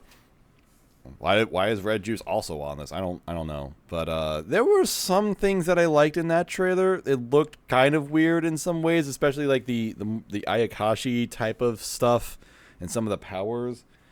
Looked kind of interesting. I'm gonna try it. I don't really know if it's gonna be good, but I don't know. I'm gonna try it. Gora was also listed as original creator. Did they also create the K series? Yeah, they did. Interesting. K is, unfortunately, not very good. It starts off like crazy, wild, and absurd, and that's awesome. But then it becomes like deadly serious in the second half, and I'm just like, why did you start taking yourself seriously? I was not doing that at all, so it fell off for me. But that's all I saw of it. Maybe I should watch more of it someday. How many freaking movies are they making? I thought they made like 5 movies of these. They did, but I guess Goro isn't credited for the others. That's interesting. All right, I'll look into the I don't know. I'll take the deep dive in the K project someday, maybe. I need like someone to make a 2-hour analysis video about the intricacies of the K series.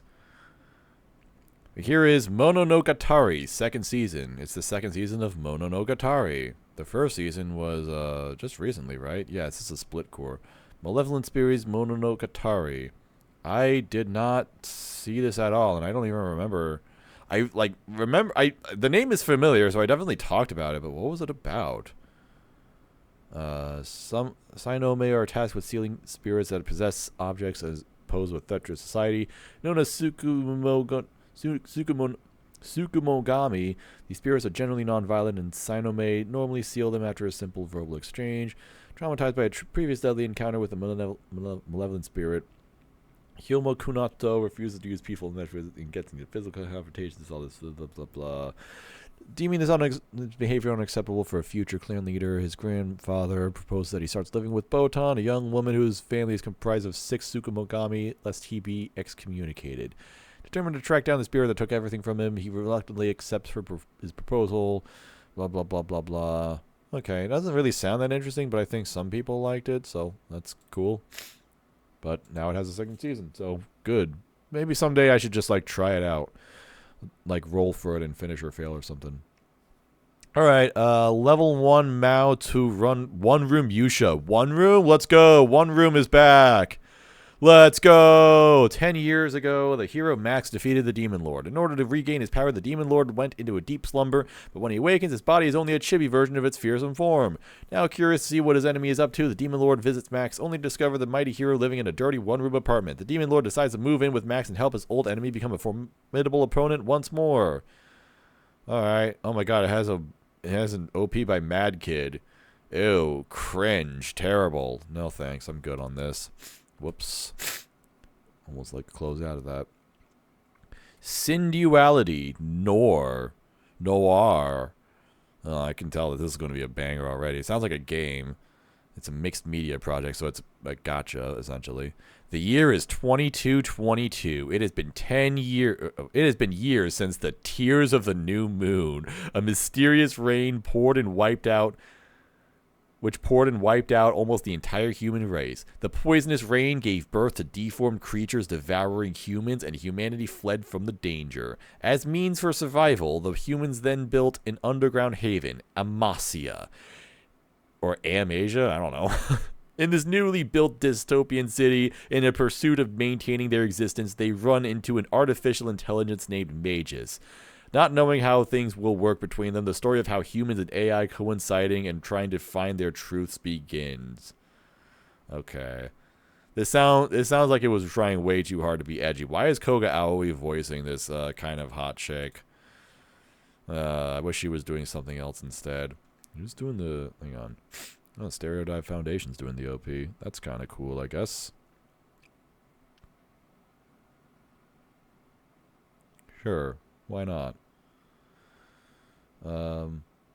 Yeah, I am into this. Shini is her name. Funny. Why is she not wearing any pants? That's unusual. She should try wearing pants someday. He looks like the guy from Devilman Crybaby, the blonde guy from that. That's a midriff right there. I don't dislike these character designs. Who made them? Is it a good character designer that I like? Neko, original character designer, who has done nothing. Maybe they've designed a VTuber or something. No, I can't find anything. No, it doesn't look like it. They've done nothing that I really know about, but cool. Their art is popular, though. This is cool. I like this. What the hell are they doing? Yeah, this rules. I'm into this. Cool. Okay. Maybe they do like Vocaloid stuff. That kind of seems like something they would be tied to. Hajime Kamoshida, the creator of this. Oh my god, it's the creator of Bunny Girl Senpai. What? Okay. Although he also did like a lot of, I didn't know he wrote Iron Blooded Orphans, or a good chunk of it. That's also interesting. Okay. Yes, the two types of anime: Bunny Girl Senpai and Iron Blooded Orphans. Okay. I don't know. Like this has such a try-hard, edgy synopsis. Like the two weird sounding complex words, and then 2222 being the year, tears of the new moon, poisonous rain, AI, apocalypse, dystopia. It's like it's just trying so hard to sound cool. I don't think I appreciate it. Although, I don't know. I also really like Dead Mount Deathplay. I mean, I like Dead Mount Deathplay because, like, it is trying so hard to be edgy, but it's also aware of the fact that it's trying so hard to be edgy. Like, it's actually funny. It makes fun of itself being so ridiculous. It's the director of Yamano Susume. Like, what the fuck are the people making this? Like, you've got people who make shows with, like... Like you've got Bunny Girl Senpai, which everyone just likes for the hot girls, and then Yamano Susume, which everyone thinks is like the peak slice of life, comfy, cute anime, and now you've just got these people making this total edgelord shit. It's so weird.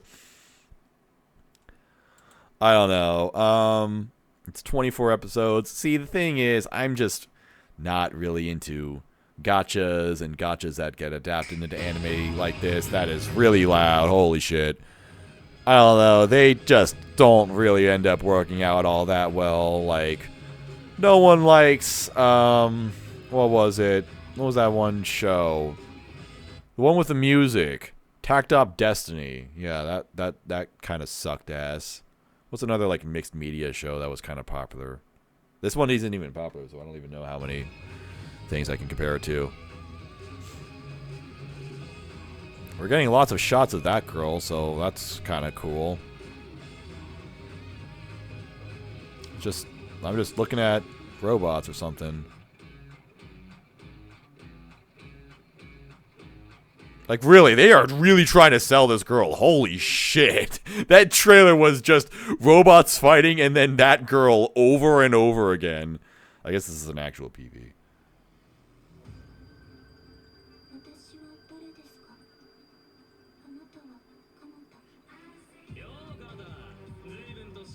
Damn it, why can't I find anything?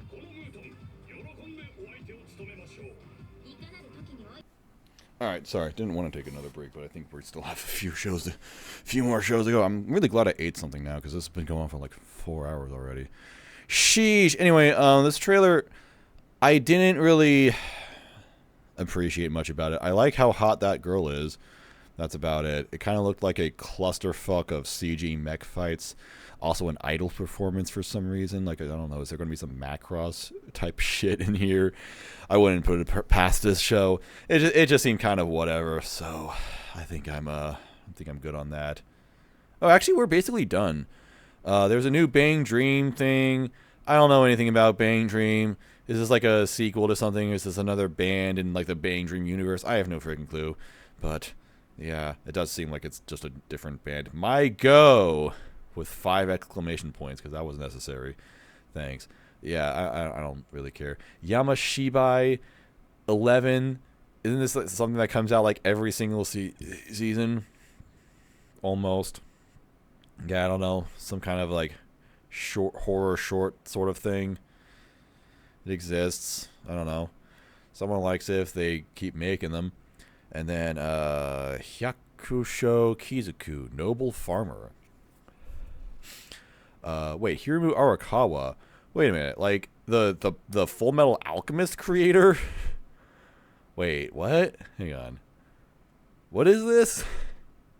Before becoming a manga artist, Hiromu Arakawa spent 7 years working as a farmer in Hokkaido, well acquainted with the many emotions that are part and parcel of agricultural work. She captures the harsh realities of Japanese dairy farming while also shedding light on this tough and powerful way of life in a series of side-splitting episodes. Known for numerous works in which she celebrates the joys of life, in this essay-style comic, Arakawa reveals her own roots and little-known truths about farming life. All right, cool. Interesting. I'm not really gonna watch that, but that's kind of funny that this exists. It sounds fun. Just a quick little thing someone made in their free time, I suppose. What is she doing? Doesn't she have a new manga that like just started? Because I think Arslan Senki is over now, right? Kind of weird how Arslan Senki like never really took off. I don't know what the deal is with that. Yomi no Sugai. Diamonds of the Shadow Realm. Demons of the Shadow Realm or something. I don't know. Yeah, I guess this is going on, but not a lot of people are into it. So that's a little bit unfortunate. Anyway, Cardfight Vanguard. Will Dress Season 3. Season 3 of this particular Cardfight Vanguard series or whatever. But Cardfight Vanguard has a lot of series, so it's one of those sorts of things. One of those kids shows that just never ends. So that's cool. Shadowverse Flame, 7 Shadows Hen, 5th season of Shadowverse Flame. Cool. Another, children's card game show. That's fine. And then Ikimono-san, a new series of anime shorts based on Atsushi Wada's original short film and game My Exercise. Never heard of it, frankly. And then there's some OVAs or ONAs. Tonikaku Kawaii, 4 episodes. Like a 4-episode miniseries about Tonikaku Kawaii. So that's cool, I guess. High school days. Is this a flashback?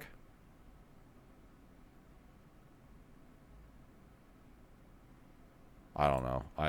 Maybe I'll find out if I ever watch Tonikaku Kawaii. I still haven't seen all of the first season. And that's about it. Yeah, I don't think there's anything else to really look at here. There's always some Chinese anime that I never know about because, I don't know. The general anime... Oh, wait. This is Link Click. Okay, this is one that I've actually heard is really good. When did the first season come out? That was 2021. Yeah, people really like this one. This was a this was just a really good Chinese anime that I've heard. But yeah, Chinese anime don't really get marketed over here, so and they're buried on the chart in my anime list, so I can never really tell what they are. And sometimes one of them will just pop out and be actually good, like Link Click, and I'm like, okay, first time hearing about this in my entire life. What else? Kyokai Senki. Isn't that I feel like I've seen this to some extent. Never mind. I have no idea what this is. Whatever. And then, was there anything else coming out for, like, movies or anything like that? No OVAs. There's an Azur Lane thing. Just that. Miyazaki has his new movie coming out. And this is extremely fascinating because this one poster that was shared, like, in the beginning of the movie's production is the only poster that they're sharing of it.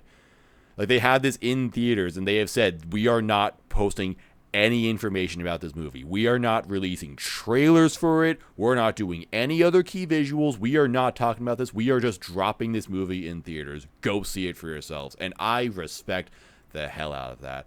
In my time watching anime as much as I do now, which is like the last 7 years or so, I have not seen a new Miyazaki movie come out.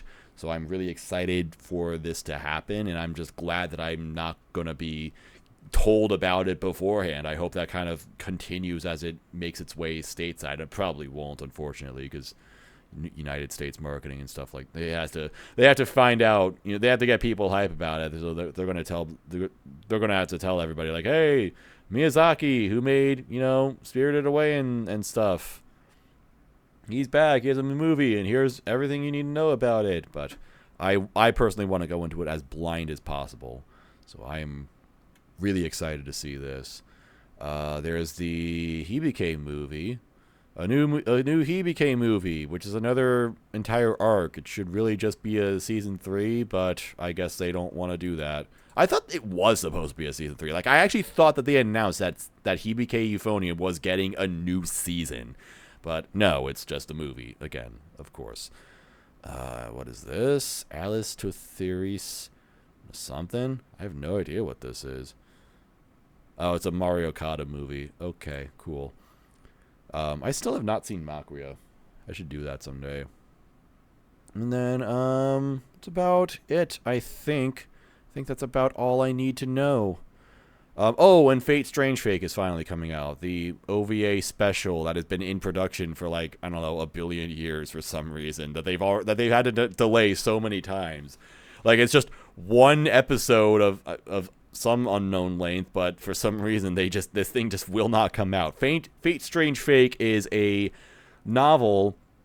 It's a light novel series by the creator of Bakano and Durarara and Dead Mount Deathplay. This is something else that he's doing, and my friends who are big Fate stans, Nyx and Sinris, say that this is the best content that Fate has to offer. This is literally the best content in the entire Fate series. So that is pretty interesting, and they have been just begging for an adaptation of this for years and years, and it looks like it might finally be happening. This is just, of course, one episode, one special, whatever you want to call it. But it could lead to a full TV series later on. So fingers crossed for that. And I think that is about it. So how many anime do I have? What do I have? I feel like I didn't actually add a lot to my list, which might not be great. How do I... Okay. So we've got second season of Masamune Kun's Revenge, the Horimiya filler arc, 100 Zombies or whatever, the Glasses Girl show, I don't know what the hell this one was called. What was this one again? My Happy Marriage, the timepiece marriage show, Reign of the Seven Spellblades, Dark Gathering, Helk, Undead Girl Murder Farce, the weird cat show, the other GoHands show, Spy Classroom Season 2, and Ayaka. Yeah, I have fucking nothing on here. I only have 12 shows on my plan to watch. Is this just a really bad season, or did I just go really hard on everything and just decide, nope, I'm not touching that shit? Because I feel like I looked at a lot of anime. I mean, I talked to for a long time. Do I not like any anime anymore? Do I just hate anime? What have I become? I don't know. I'm sure as the season actually goes on and these animes start coming out, there will be something or another that comes out and people are like, hey, this is really good, and you totally did not see that coming. You did not add it to your list. Like I don't know, like this was it this one? Yeah, the one that looked kind of bad but had good character designs. That one. Maybe Atelier Ryza has a good anime. I don't know. Maybe Temple's really funny. Who knows? We'll just have to see. And who knows? Maybe I'm wrong about the ones I actually did plan to watch. Maybe the cat show was actually really bad. But of course not. That's impossible. It's by GoHands, so it's going to be a masterpiece. It's going to be a 10 out of 10 anime of the season. Anime of the year, as a matter of fact. But yeah, that's about it. So any anime that you're watching, let me know in the comments. If you enjoyed this, subscribe. Or check out the Twitch where I stream this at. And thanks a lot for stopping by. Thanks a lot for watching. I'll see you again sometime soon. Hopefully. Yeah. Goodbye.